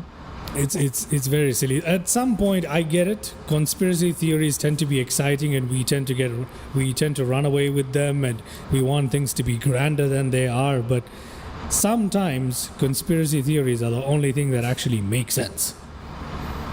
So, there you go. Especially when the military is involved, because these guys want to preserve their image. They don't want to admit stuff. And even when they are forced to literally admit to you, hey, something happened here and we have no idea what it was, you have to believe that. You know what I mean? Yeah, for sure. Yeah, so that's interesting. What is the third case or the final case that you have for us? Ironically, the third one is an Air Force case. Oh, okay. Military, let's see. Yeah. So, it's Lieutenant Colonel Robert Bob Friend. That was his name. Robert Friend. Okay. He was a U.S. Air Force pilot. He experienced a time warp over the Atlantic in 1956.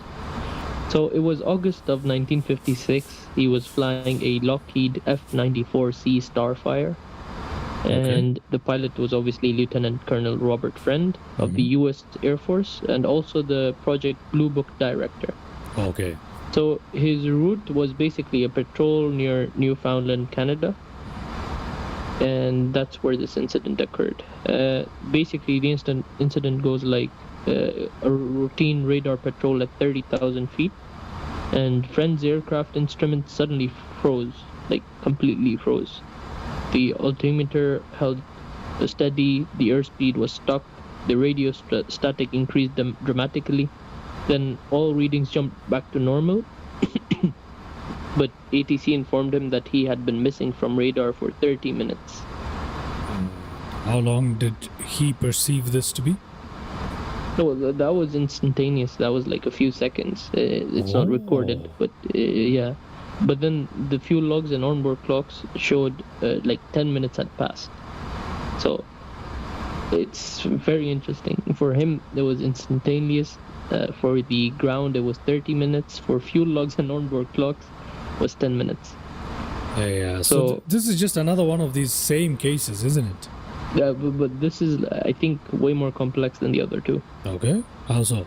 And because there's 3 different times here. Like, the aircraft went through different time, he went through a different time, and the ground obviously experienced different time, so... Yeah, but beyond that, it's the same thing, right? Beyond that, pretty much, yeah. He's recorded to say, this is his quote, "It wasn't turbulence, it wasn't blackout, it was as if the aircraft and me had been skipped forward in time." And it's recorded and verified in the declassified Project Blue Book case 1923 and by the radar operators at Coos Bay and Thule. Yeah, Thule confirmed a 30-minute absence from radar. The aircraft data recorder, which is primitive by today's standards, showed consistent engine RPM and duration of only 10 minutes. The USAF classified it as temporal and spatial displacement, cause undetermined. Yeah, temporal and spatial displacement, aka time travel. Yeah. Or aka wormhole action right there. Let's get back to the 3 theories now. Possible causes. Sure. Hypotheses. So the first one is a magnetospheric storm or high altitude auroral interference. Okay. Which doesn't make any sense. No, it doesn't. The second one is glitch in early radar sync timing systems, but the mismatch between the fuel time data remains unsolved. And the third one is high energy plasma anomaly. Seen near the North Atlantic at high altitude could affect both radar reflection and onboard electronics. Still doesn't affect fuel. Yeah. It's not like it can slurp the or put back fuel into the tank, right? Yeah, definitely. So yeah, there we go. That makes a lot of sense. We're passing over some interesting terrain here. Look at this. Would you look at that? There's some interesting terrain all of a sudden. Let's pull up a little nav map here. We're flying over Botswana at this point. Well into Botswana, actually, halfway through Botswana. Look at all this stuff. What is this? What is this place? It's a mountain range. Is it? It's not a mountain range. There's a bunch of lakes there and pretty flat terrain. So it seems snow? like... No, it can't be snow. It seems like it's white sand. Oh no, it's those salt lakes in Africa, the salt deposited plateaus in Africa, isn't it? I'm not so sure about what this is. I have no idea what this is. If I zoom in... You know what would be easier? What? Bush Talk Radio. Oh gosh. Just tell us what it is. Bush Talk Radio will not work for this, for airline flying. Oh yeah, definitely. It's too fast. It's too fast, too far, too high. It's not gonna work. Yeah. But look at this. Wow. Very, very fascinating terrain that we're flying over in Botswana. And as you can tell, we're about to cross into the border of Zimbabwe. Zimbabwe. That is right. We're only spending a moment in Zimbabwe, especially because of the fast forward. We'll be out of there in no time. But look at that interesting terrain that we just left behind in Botswana. I hate the lens distortion in Microsoft Flight Simulator. You know what it is? These freaking geniuses. I'm using that sarcastically here. The freaking geniuses at Microsoft. In Microsoft Flight Simulator, it's like you're looking at the scenery through a camera. There's lens flare, there's distortion and all that crap that we turned off when we were flying in 2020, remember? I used to turn that crap off in 2020. Not the distortion part, but the lens flare. I want to turn off distortion as well. But in 2024, the option to turn it off isn't even there. That's stupid. It's stupid. In Explain, you're looking at stuff with your eyes. It seems real. Yeah. In this dumbass thing, you're looking at it through a camera. Which genius decided that we have to look through a camera for this? We're not here to watch a video. We're here to be immersed in it. That's why Microsoft Flight Sim feels like you're watching it through a camera. But that's not what I want. I want to be watching it through my eyes. So what it does is it makes the Earth look flat. What? The camera angle, like it's like a GoPro, you know. It's like a wide lens angle. It gives that fisheye. That's a wide lens thing. Yeah. Yeah, and it just doesn't work. It would rather distort the actual image to make the Earth look flat. Maybe, who knows, Bill Gates might be a flat earther. So. No, I mean, Bill Gates has nothing to do with it. He left this stuff a long time ago. Now he's into other evil stuff. But he left Microsoft Flight Sim, Microsoft a long time ago. Last thing he cares about is Microsoft Flight Sim. But the thing is, look at it. Look at the distortion of it. I hate it. I genuinely dislike that about Microsoft Flight Sim. And there's no way to turn it off.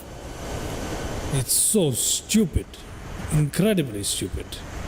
But yeah, anyway, I complain too much. So, yeah, there we go. Those are the 3 cases that we have discussed today. However, they're very similar. It's the same thing happening. Exact same thing. In the last one, though, how can... it would mean that the guy himself, friend, went through another wormhole and the aircraft went through another wormhole. Or maybe it's just that his perception was a little off. It could be. And you can't make 10 minutes feel like seconds. You can't even make 1 minute feel like seconds, you know? Maybe there's a difference in how he observed it versus how the radar, as in the person on the ground, observed it. But although he was inside the plane himself, maybe what the aircraft experience was something different. Now that's a far stretch to say that, but... Yeah, that's the thing. That's the crazy part. That's something which wasn't the case in the first 2 cases. Yeah, I'm saying cases a lot. Yeah, that's something that's a little weird there, to say the least, eh? Let's play around a little bit. Oh my god, there's some turbulence there. No, that's just because of the into 4, remember? Yeah, but still, this is more than before, right? No. That's... Look, this is what... Is this a... Go ahead. Is this a special South African livery or just the basic one? No, this is a special South African livery for the A340. It does have a normal A340 with the plain old white and just the flags livery, which I find far less fascinating and interesting than this one. So which edition is this? What's this for? I think it's for something to do with football, isn't it? It's something to do with soccer. Yes, it is. It is some sort of soccer themed thing. Yeah. So, what is the South African national football team called again? I don't know. We call the South African national football team. No, they usually have names for the teams. I believe the rugby team is called, what are they called? Proteas. The Bucks? What? The South African cricket team is known as the Proteas. Yeah. This is the so I have no soccer team. idea about the football team. Yeah. I don't know. I don't know what this special livery is for. They haven't given any explanation. They've just painted stuff. Usually there's some sort of writing that tells you what the livery is on special liveries, but not for this one. I guess it's pretty did I just say sex? I mean self-explanatory for for that. So, yeah. Oh, it's nicknamed Bafana Bafana. Oh yeah, why don't I know that from the 2010 World Cup? Oh, really? Yeah, they All I know is Waka Waka. yeah, that's also South African, but they scored a goal, didn't they, in one of the games there, and it became quite a big thing. And I don't know, something like that. I'm not a big fan of soccer, and you can probably tell by just the fact that I call it because soccer. you call it soccer. Yeah. Yeah, exactly. I don't like It's soccer. so cringe. I don't like it. I'm not a fan of football at all. So yeah. I like playing it, believe it or not. As much as I'm not a fan of the game, I actually like playing it. But yeah. Give me a second here. Sure.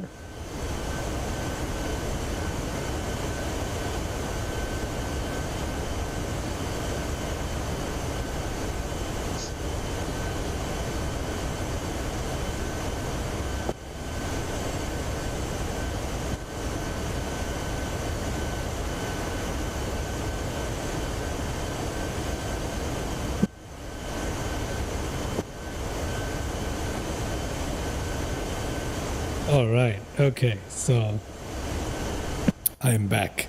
Just had to take a little break there. Okay. Let's see. We've ran through those cases pretty quickly. We need to come up with. I seriously need to come up with something to talk about during the streams, because if I don't, it's not gonna work out. You know? So interesting here. There was an idea I talked about to you, Benny. Do you remember what it was? Because it's escaped me at this point. I think you were saying that you're gonna record Fortnite gameplays and you're just gonna play them while cruising. Did I say that? Really? Yeah. I could do that. Do you fancy There is, Go ahead. sorry. Go ahead. I did miss out on there's a few cases. Those three were real cases, and this isn't a real case, but like it's an urban legend which is widely known. But Interesting. some people believe it's real, Okay. and they just made it an urban legend to like not create panic. But Okay. this is the Pan Am Flight 914. Interesting. And it is the plane that landed 37 years later. I believe me, I've talked to you about this, but not on the channel. Go ahead. It was a Douglas DC-4, which took off from New York in 1955, bound for Miami with 57 people on board. And then it vanishes mid-flight. No Okay. radar, no wreckage, no mayday, nothing.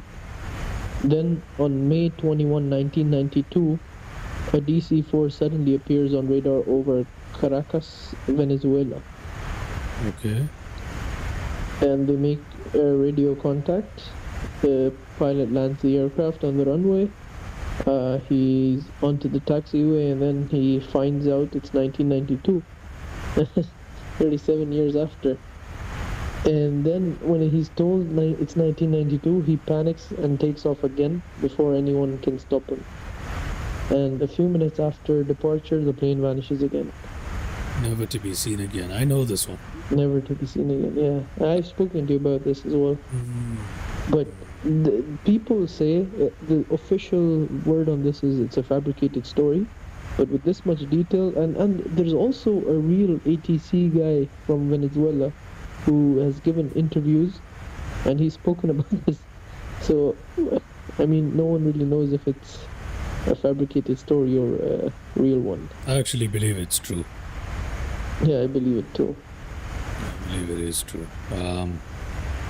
I mean, no one stood to win anything by fabricating this story, and I'm pretty sure there's an actual record of a DC. It's a DC-3, right? The DC-4. DC-4. DC-4. I'm pretty sure there's an actual record of a DC-4 missing. And that DC-4 landing. And so that's enough. You know what I mean? That's enough for us to know that there's something fishy going on there. And no one has stood to gain anything from this. So, what about the people who were actually on that flight? Yeah, they were perfectly normal. No, as in, you know, like when the flight first disappeared, I'm sure they had people waiting for them and loved ones and all that stuff, you know? So there must have been I people. mean, it's not hard for the government to, you know, like silence them. No, but I'm sure they said, oh, okay, the aircraft is now missing. And so I'm sure they grieved their loved ones or something of the matter. So there must be some sort of record of that, you know? Again, there's not much online about it. Maybe we have to dig a little This deeper to find appears- out. Yeah. I don't want to do do we that. really want to do that? No, I And get don't. Our channel closed down. I was just about to say that. I Exactly. really don't want to do that. I'm not interested. Thank you very much. I'm just a humble little guy trying to make a living, trying to do what I like. I don't wanna get in nobody's business. I don't wanna get in nobody's business.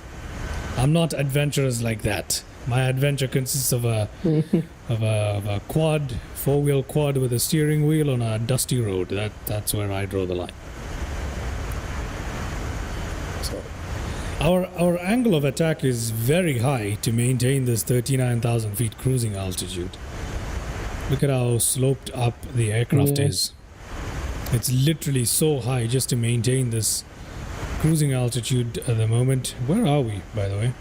Let me have a look. We're in Zambia. I'm sure we've already crossed Zimbabwe. We are halfway through exiting Zambia for the first time onto Congo. Zimbabwe. Zim. Yeah.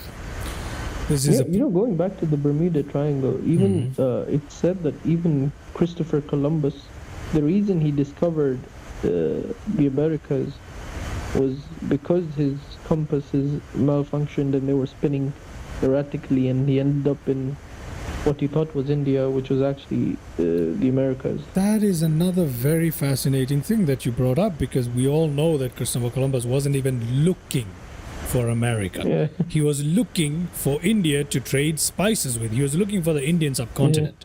He was not looking for... And how did he end up there? So there you go. That is actually a very feasible That's thing. recorded evidence that his compasses, or the compasses being used on the ship, they really did mess up. But from and they were which spinning point? Erratically. From which point did they mess up is the question. What was he doing all the way in the that's not Bahamas? So how did he That's get not known. there? I mean, the people say it's Bermuda Triangle, but like, Yeah, so unless we know. know where his compass malfunctioned, we can't say for sure. But I do know for a historical fact, he went out looking for spices. He was going to the Indian subcontinent, not to the Americas. So that's why the Americans, the native people in America, they call them Indians. Yeah, they have nothing to do with the traditional Indian subcontinent. They're just called Indians because that's what they thought they were. So that is well known, well established fact. We've got undeniable evidence for that we still have by calling them native Indians, Yeah. So yeah. In the next stream, there's a few things which just came up in my mind. We were talking about Bermuda Triangle. During my time in school, I used to be fascinated by these things. There was Bermuda Triangle. There was the mystery of Atlantis, the lost city. There's quite a lot of things. So there's something which I recently read about. Like I've still been researching it about Atlantis. Yeah, I know. We could bring that up in older civilizations, especially. Really fascinating. That is fascinating. We need some visual aids to help this in the live stream. So Maybe I'll we could do a bush talk radio flight through those areas. Oh yeah, that yes. But I was talking about during these kind of airline live streams to bring up some stuff on Google and look up some images and stuff like that. I need to set that up a little bit. I'll do that the next time, just so we have the visual aid there for our live stream. So we're chugging along right now, and at the moment we are flying into Congo. This is just about Congo.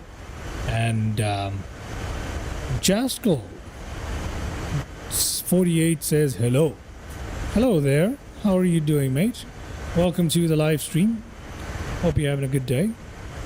We're flying from Cape Town to Entebbe, which is in Uganda. And we just happen to be chit-chatting along the way with my friend Benny here. Benny, say hello to Jaskal 48. Hello, Jaskal 48. Yes. I hope you didn't mind our conversation, unending conversations about the mysteries of, well, everything. Pretty much. We're just rambling on at this point about all sorts of stuff. He says, great, I'm doing well, man. Thank you very much. Thank you very much for asking. Thank you very much for asking. So we're on our way from Cape Town to Entebbe, Cape Town in South Africa to Entebbe in Uganda. Yeah, Africa is a very fascinating place, very beautiful to fly into. The only disadvantage for Africa in Microsoft Flight Sim is the fact that there are not a lot of airports that are available. Inibuilds literally just released Cape Town, which is one of maybe a handful of airports which are available for the entire continent of Africa, particularly anything from the Sahara and down. Very little available, so that is the only shame. But apart from that, it's a beautiful area. It still has wonderful scenery for us to fly into, which has been showcased quite a bit during this flight. We saw some very interesting places that we flew over. So that's still going on here, right? So if we look around, I mean, right now it all seems pretty normal for the time being, but we did have some really cool scenery as we flew along. Let me show you a little nav map for a second. So we're flying over Zambia once again. Okay, we're gonna get into Zambia here. We've got a lake off to that side somewhere, and we are gonna continue our journey. In no time we're gonna be flying over Lake Tanganyika, which is gonna be fascinating, and then we're gonna come into a land. Oh, guess what, believe it or not, we are now more than halfway through our flight here today. Jaskal, it is actually not turbulence that you're looking at the moment.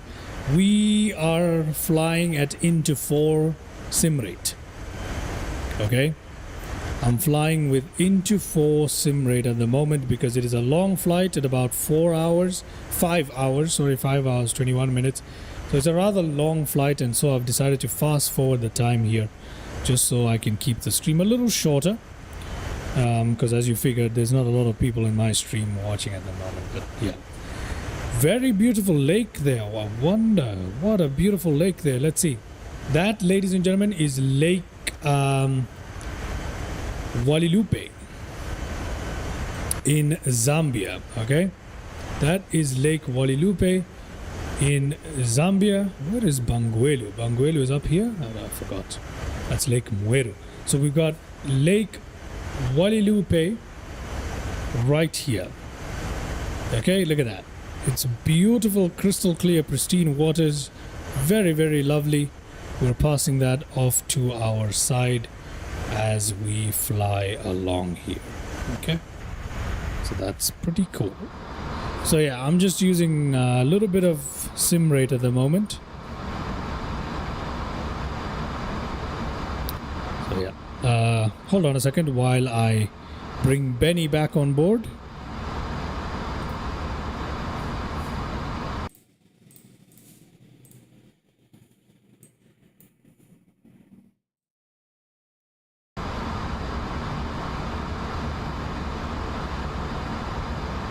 All right, I think we've got Benny back on board with us.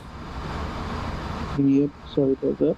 Sure, no problem, mate. Welcome back to our little stream. So I'll just explain to Jaskal here that we're using the sim rate, and we saw beautiful scenery. Mr. Benny, we've got beautiful scenery. Look at that. Look at the lake down there. Isn't that wonderful? Yeah. So Wait, yeah. is that the one? No, that's not the one. That one's still that up ahead. is another lake in Zambia called Mwalilupe. We are continuing on our journey towards Lake Mweru in Zambia. In the northern side of Zambia, we've got Lake Mweru, which is coming up right about ahead of us. And then we're going to head on towards Lake Tanganyika. So we want to fast forward this flight just so we can I mean, we've already been streaming for an hour and 50 minutes at this point, and we are past halfway point for our journey today, which isn't too bad if you ask me, right? Yeah.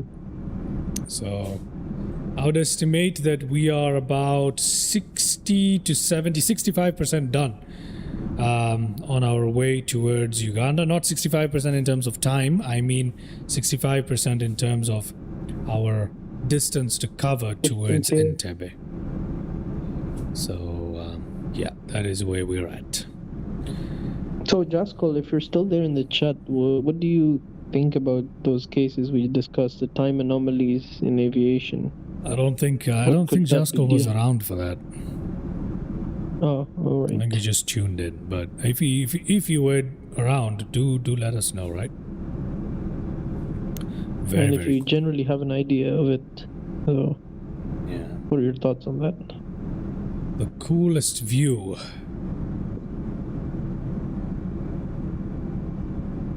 Let me have a look at this. I'm just trying to make sure that my views are decent. Which ones? Yeah, Jaskol joined after we spoke about it. Oh, well, I could give you a small recap of one of the cases. Yeah, you do that. Give him a small recap of it. Which one should I talk about? Talk about the first one. All right, so No, Bob Kernan, sorry. right? Second one, the Bermuda Triangle one. Talk about that. The Bermuda Triangle was Bob Gernon. Yeah. The second one was Iberia. Talk about Bob. All right, so Bob Gernon. So this guy was a pilot. He was an experienced Florida pilot, and he was flying a Beechcraft Bonanza 836 on 4th December 1970. And he had his father and his business associate with him on the aircraft. And basically the incident goes like a few minutes after takeoff, he noticed a perfectly circular massive cloud forming ahead of him near Andros Island. It expanded unusually fast, enveloped the flight path and the aircraft. And then he tried to avoid it by climbing, but then a tunnel-like vortex formed, which was lined with strange electrical light and fog. And inside that tunnel, he was pulled in there, and the compass began spinning wildly. The vertical speed indicator and altimeter also behaved erratically, and the cloud's interior rotated counterclockwise and seemed to stretch around them, and the edges glowed with a bluish-white light like St. Elmo's fire. And that was for about 3 minutes, and then after that, when they exited the tunnel, they find themselves instantly near Miami Beach, about 100 miles ahead of where they should have been. So the facts are that the duration of this flight was only 37 minutes, which is supposed to be 75 to 80 minutes long. And radar logs from Miami Center confirmed a pop-up return, appearing near Miami instantly after a long absence. So the fuel consumption corresponded to a 37-minute flight, not an 80-minute flight, and the ATC and weather archives confirmed no storm was recorded at his position. He also wrote 4 books on this topic, on this incident, and he's quoted to say that there was no way that aircraft could have covered that distance in that time. We went through something that science hasn't explained yet. So, Mr. Jaskol, any thoughts on that?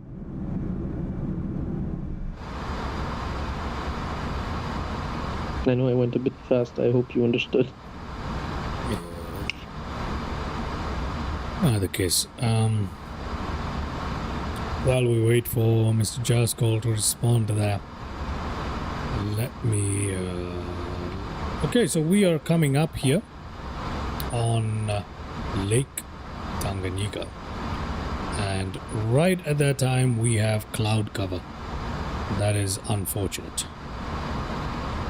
Let's see. Let's hope we are able it's a to... massive lake. I'm pretty sure we'll be able to get some clear views. I hope so. I hope we are able to see something in that lake there. But yeah,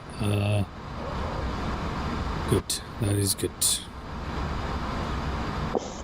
You know what's funny? In the morning streams, I believe I can actually do some return legs and stuff, just to I'll be able to pull that off if I stream in the mornings. Yeah. So that's something that's gonna be. It's gonna be something that I need to look into. I think Mr. Jaskol has left us. Okay, let's see what else in the cockpit here. If we look at our fuel on board, everything is looking good. We seem to be performing just as well as we need to. Everything here seems... That's good. That's very good. Oh, no, Jaskol has actually...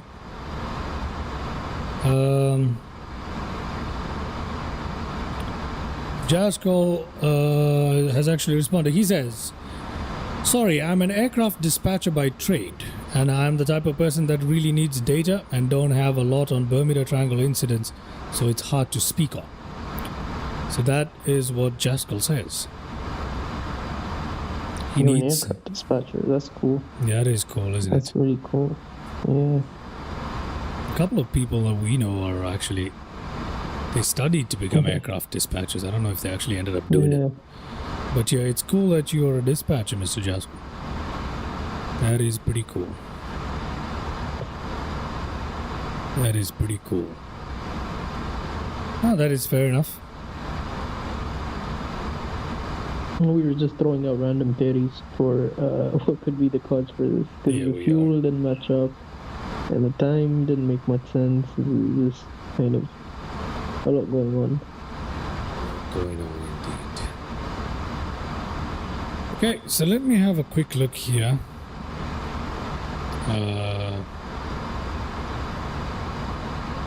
We seem to be... Yeah, we seem to be fine. Been in aviation 27 years, says Mr. Jaskol.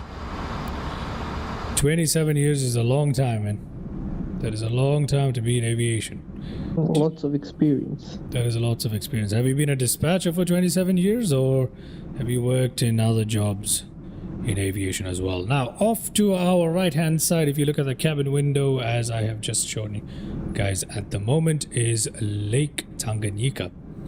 So that is what we are looking at right now. Got plenty of cloud We're just formations. looking at clouds. Yeah, we're looking at To the clouds. Underneath that is the lake, though. So yeah, that is what it is. That is what it is. So have you always been a dispatcher, or did you start off doing something else?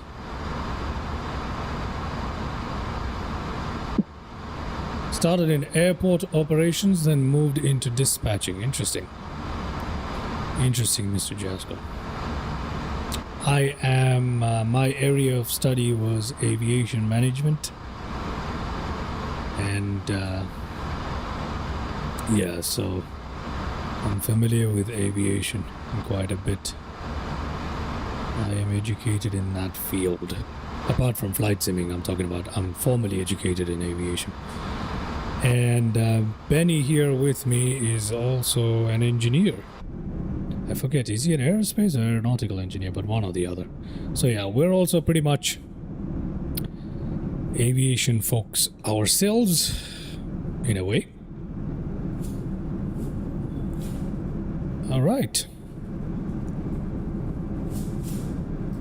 Now, I don't work in aviation at the moment.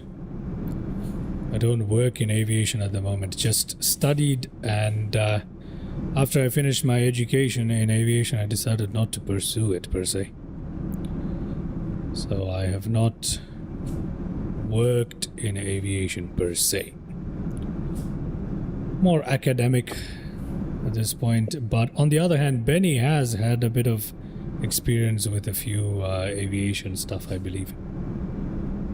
So yeah. That is what's up right now. I'm just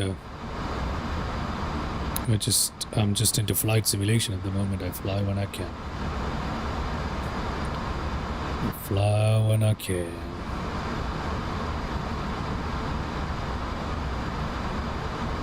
Yep, that's right, Cape Town. Okay, we're just about crossing Lake Tanganyika. We can see the shores right there. We're about crossing it. We won't have to be on this fast forward for much longer now because we are rapidly approaching Burundi, which we're about to cross into very, very shortly here. Yeah, I'm trying to turn this flight simulation thing into my full-time occupation. But I haven't had a lot of luck on that just yet, but working towards it. They have a lot to figure out, but yeah. It is fun to fly, isn't it? What simulator do you fly primarily? And which aircrafts are your favorite? Which one do you like to take out for an old spin if you had to? If you had to pick one, I mean. Pretty cool, pretty cool. Look at that. We've got some interesting terrain beneath us. Let's see if we can have a look with the drone camera. The clouds look extremely... Oh, that is a good looking scene. I don't think you should go into drone mode. We are in drone mode right now. Times. We're in... with 4 times speed. Oh no, it doesn't matter. The speed doesn't affect the drone camera. Look at that. We're in drone camera right now. Look at that. Yeah. Jaskal says he flies a 2020 Microsoft Flight Sim and PMDG 737. I too have the PMDG 737. He has quite a lot of live streams as well. He did the Around the World series. You can check that out. Really? Mr. Jaskal is... No, I'm talking about you. Oh, me. Oh, me. Oh, yeah. Around the World series, yeah. I tried the Around the World series on the PMDG 737. I'm going to be honest with you, that did not work out very well. But you yeah, PMDG. Watch that. You shouldn't watch that one. You should watch the other stuff in the channel, but don't watch the Around the World series unless you want to sleep. So PMDG 737. I too have the 737 on 2020. I fly the Dash 900 and 900ER in 2020. I haven't done that in a while. As a matter of fact, I am looking into having one of that. An X-Plane 12767. And 757, I assume flight factor 767? 757? In X-Plane, that's great, man. X-Plane is great. 767 and 757, excellent choices.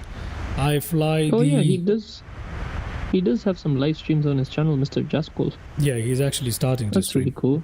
That's really cool. Yeah, he just mentioned that in the chat that he's beginning to stream there. Yeah, in X-Plane 12, what do I fly? The X-Crafts, E-Jets, and the MD-11. Then a little bit of 737 as well.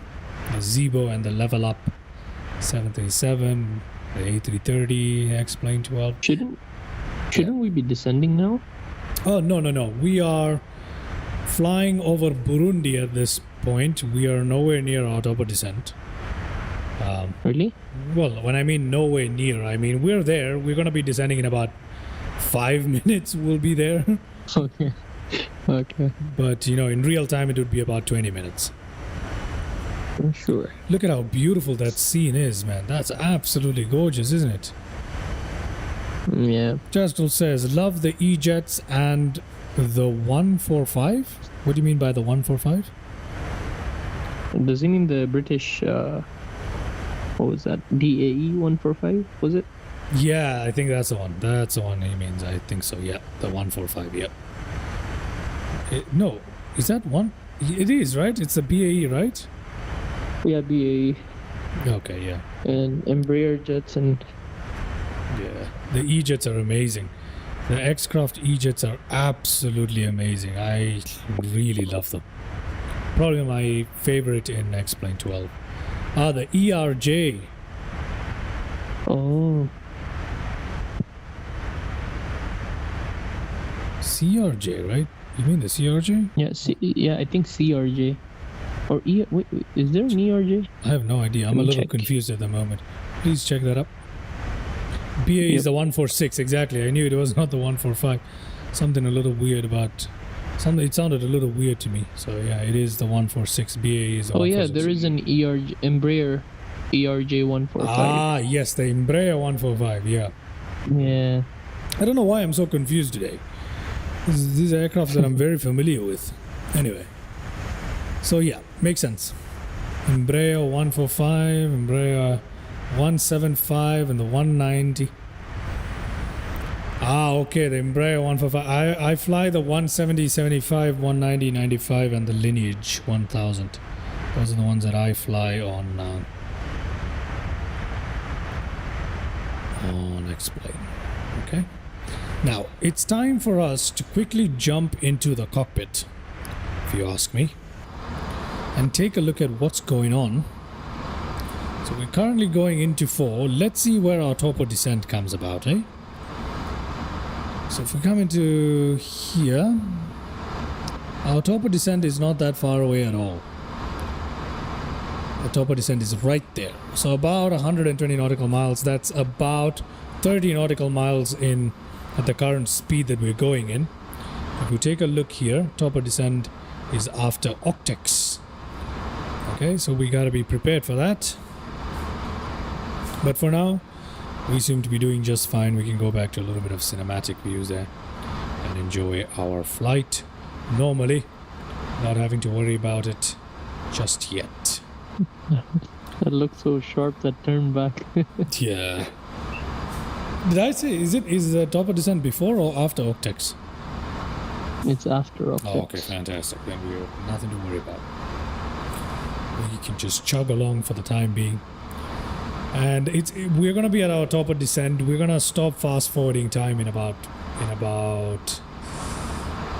less than 5 minutes at this point, alright? In less than 5 minutes we're gonna put the sim rate back to into 1 and we're gonna begin our descent as we come right over Lake Victoria. So our top of descent is literally right at the shore of Lake Victoria.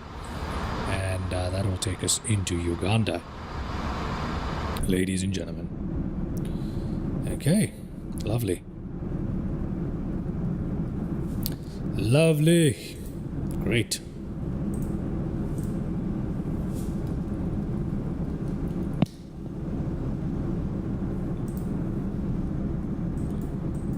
Uganda.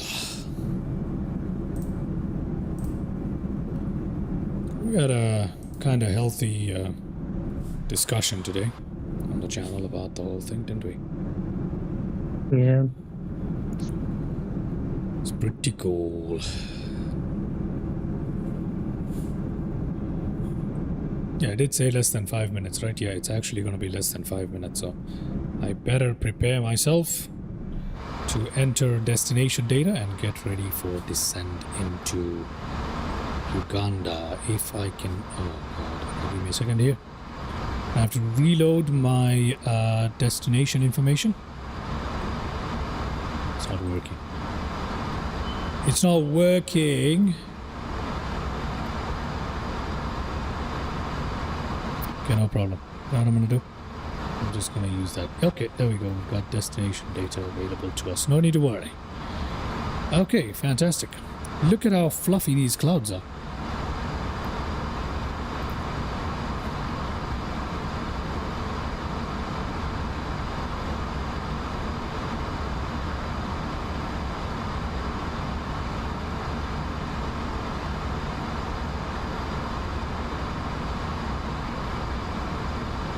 I think we should be nearing top of descent right now. Alright.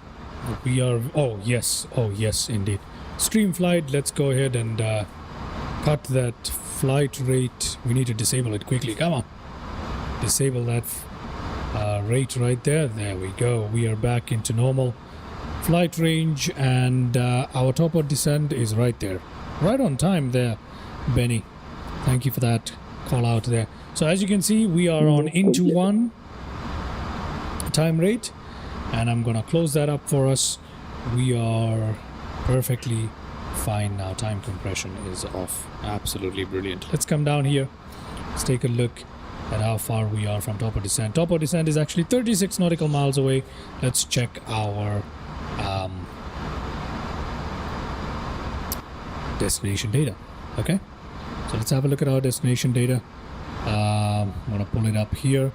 We have 1019 in Kampala, so let's put that in. 1019 in Kampala. We've got outside temperature at 20 degrees Celsius, so a cool day in Kampala. 340 degrees, 8 knot of wind. 340. 8. We're going to put that in. And we've got, for minimums and stuff, I'm just going to use my standard 200 for the radio, which I really like. Configuration is going to be full, and we seem like we're doing well. If we look at our radio navigation systems, if we look at the ILS frequencies, what is the ILS frequency for what we're using here today? It is going to be, we're using the ILS into runway 17 into Uganda, into Entebbe. It is a Cat 1 system. It is 110.70 and the identifier is EL. That is correct. Course is 170, 172 will do. 110.70. That is correct. Okay, so we are all set and tuned in here for our beautiful, beautiful landing. Or rather descent, I would say descent here, right? So top of descent is coming up right there, ladies and gentlemen, in less than 20 nautical miles. So that's fantastic. Good. I want the panel lights. Come on, give me the panel lights. Where the hell are you at? What? Oh, it's barely showing up. That's fascinating. Why are none of the lights showing up correctly? Or is it just too bright for them to show? I don't know. But it feels like it's a bit dark in the cockpit and the lights aren't really showing. Does that make sense? Yeah. The lights are so dim. That's interesting. I don't worry about that too much right now. It is a dark atmosphere. Brilliant. Okay, we are now exactly over the shore of Lake Victoria, and let's go down to our descent altitude. What is our final descent altitude today? It is supposed to be 5,800. Okay, so let's do 5,800 right here. Let's go down to 5,000 first. Oh, sorry about that. Let's go down to 5, just like that, and then we're gonna go down to 800. Okay, that's fine. Good. We are ready, ladies and gentlemen, for top of descent. Top of descent. So just to give you guys a little idea of what's happening right now, if I pull up a little nav map, there we are, just past the shore of Lake Victoria, about to begin our top of descent and into Uganda. Fast forwarding has ended now. We are going at the correct sim rate of into 1. Okay. We can put our auto brake as soon as we have begun descending. I'm actually going to go ahead and give it medium auto brake today. No, Uganda has a long runway. I don't need to give it medium. I'll just leave it on low. Uganda. Entebbe International.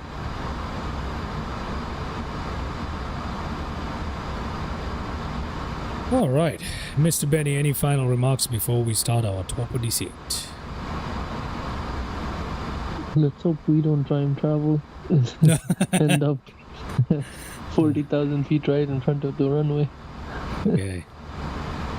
With that well-wishing there, let's go ahead and begin our top of descent. Ladies and gentlemen, we have begun our descent. Let's just make sure that our aircraft is correctly following our VNAV path as it should. At the moment there is an altitude restriction at 15,000 feet and we seem to be on our way at 900, at now 1,000. We're descending a little too steeply. Hello aircraft, what are you doing? Hello? No, that's alright. Yeah, I think we're alright. We're alright. We'll find out. We'll find out whether it's a little too much or a little too little in a bit. I think up to 3K is alright if it goes steadily. I mean, if you're asking me, the way I fly, 3.5 is perfectly acceptable, but in real life you generally want to descend at about what, 1,500? Yeah, I think that would be a very comfortable rate of descent for the passengers, right? 1,500. Benny, could you be a dear and find out what the actual typical rate of descent for an aircraft would be, I guess?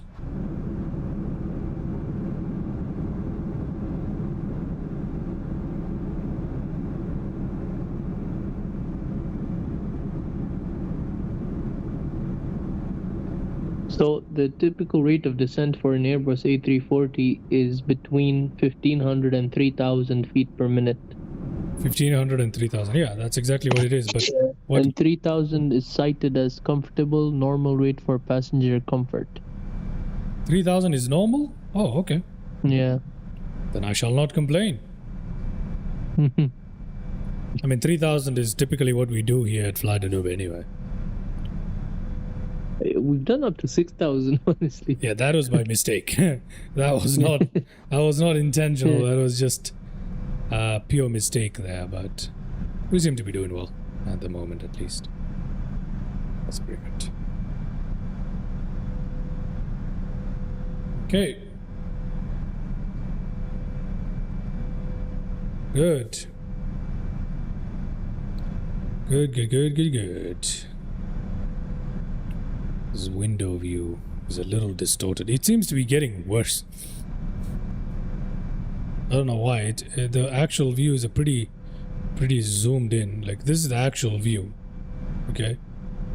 Yeah, this is supposed to be the actual view. Is it alright? Yeah, this is fine. I know this side is fine, but for some reason this side isn't that fine. Yeah. I think I know why. Give me a second. Let me try and fix this up. Try and fix... It's not letting me fix it. What the hell? That's interesting. Yeah, all of a sudden the view isn't cooperating with me. That's fine. Just decided that it has a mind of its own. So Entebbe is also a handcrafted airport, right? Entebbe is a handcrafted airport, that's correct. Default or it's add-on? it's a default handcrafted airport. So this is without the head nice. tracking. We're gonna turn it on now. There we go. It's much better with the head tracking, obviously, but yeah, I think this is good enough for the view of the window. Yeah. I think it's a little better if we put it a little higher, isn't it? Yeah, it is. Definitely a little better. So I'm gonna do that again. Let's have a look at the cockpit first of all before I start messing around too much. 37,000 feet, still descending? Wait, we just froze. Didn't we just freeze? Are we frozen? No, it's just we're going through a time warp. No, look, our instruments are frozen. The altimeter is completely frozen. I'm telling you, we're going through a time warp. What the heck? This is exactly what was described. Oh my god. What? We're flying normally and our instruments are completely... Yeah. We are going through a time warp. Oh my god, we have no altimeters, ladies and gentlemen.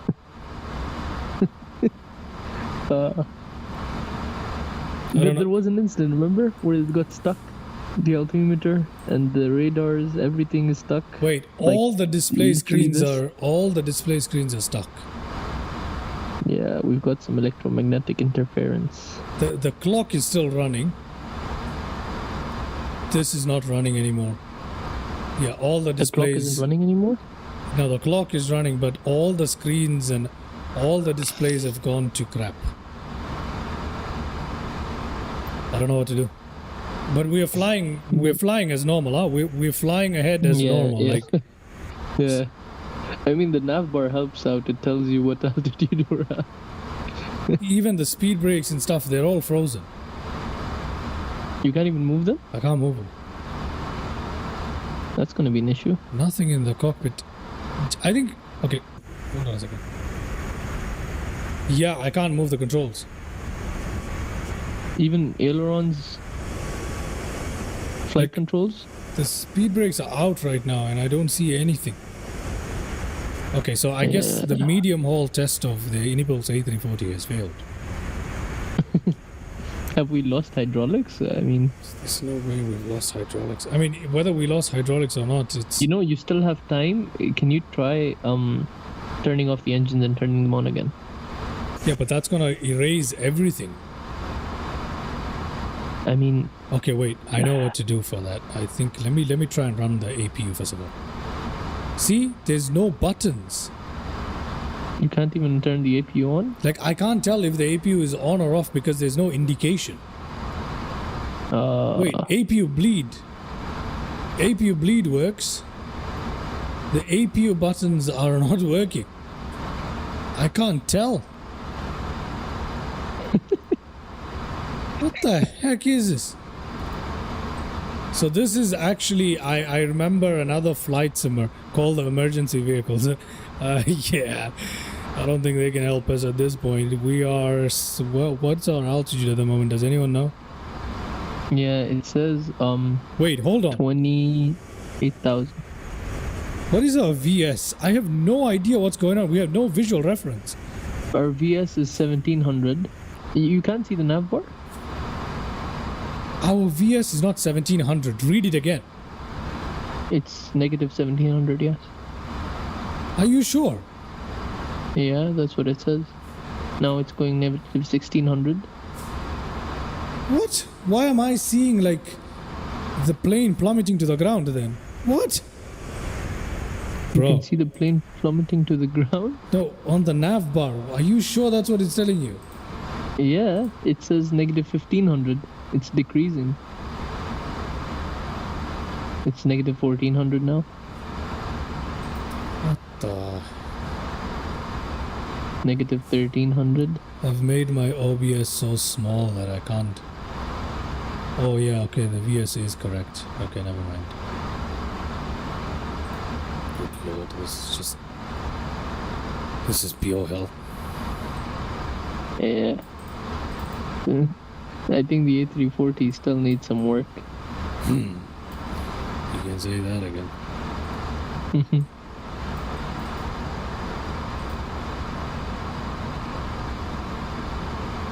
So wait, I think you got them back? Did No, you? No, none of them Oh. are back. So, ladies and gentlemen, the A340 by Inibuilds definitely needs some work. So some stuff is working, like APU bleed was on, now it's off. I don't know if APU is on. And guess what? Remember, we don't have the animations for the APU, so there's no way to tell if it's actually turned on. So the heat exhaust isn't there, the heat blur. So I mean, you can hear the APU though. You can't see it, but I don't know if the engines will. yeah, but up here in the air, you can't really hear it, can you? Yeah. So we're stuck now. I don't know. Landing lights on. Let me just put everything on and let people know, hey, trouble up here. I don't know what to do. I'm going down. We're going down hard. Let's see. What is here? So the medium haul test for A340 has been a failure. Thank you. Do your flight controls work? I don't know, and I can't test it yet because then the autopilot will disconnect. Yeah. And it that's will the be issue. in hell. So Yeah. okay, so You might all want the to test it when you have visual references. yeah, I'll test it when we have visual references. Everything seems, I don't know. Nordic 737NG says hi with 2 emojis or emotis, whatever they're called, Where? on Twitch. Well, I haven't received that chat yet. Interesting. That chat is not coming through yet. So. I guess it's the A340. Wait, that chat hasn't even come through yet. I'm not kidding. But that was a while ago. I just said it now. He sent it a while ago. Okay, then I've missed that chat completely. I don't know why it didn't come through. See, this thing that I have installed works sometimes. It doesn't work some other times. I don't know. I don't know what it is. Yeah, and now it's not showing the chat from Twitch. Oh my god, this is such a mess. You know the easiest way to go about this landing? Just let it crash, and then when it's back, it will be set up. I don't think that's gonna happen. You know what? Your your pitch thing, the I don't know, I forgot what it's called, the pitch display. It changed. Attitude indicator. No, the actual display, this thing changed. It was downwards and now it's just stable. It's just crazy. I know we're moving, but I can't tell anything else. We're apparently at 20,000 feet. I don't even know where we are. Yep, the aircraft is officially malfunctioning. I have no idea where we are, by the way. The aircraft is clearly malfunctioned, and I don't know what to do now. The aircraft is malfunctioning. It's apparently descending. Oh, wait. I see some clouds. I even see a thunder. No, it's not a WASM crash just yet. Because things are working, Jasko. Look, as you can tell, the aircraft is moving. It's not a WASM crash. Per se. I think. I'm not sure. Maybe it could be. I thought in a WASM crash that only the aircraft stops working, but your simulator continues. So is this technically a WASM crash? It is, right? Oh, you're right. My bad. So there's the rainbow right there. So it's been a lovely little thing, and yeah, our aircraft has completely gone off route, as you guys can tell from little nav map. There's no way for me to bring it back in. The flight control surfaces are not responding. I'm gonna give it a try here. Yep, flight control surfaces are not responding at all. So yeah, it is a WASM crash. You only have one option. You just turn the engines off. No, I can't. Turn them back. That's what I'm trying to tell you. It's a WASM crash. That means you can't do anything. The aircraft is just frozen solid. There we go. That's the limit of that. So I decided to do a long haul, medium haul flight, and after I can't hand fly it, Jasko. No response from the aircraft whatsoever. Like the controls aren't working. It's not letting me take control of the aircraft. It's not letting me do anything. It's descending like it was before. It's not following the route. It's not doing anything. It's now turned around somehow. I have no idea what's going on.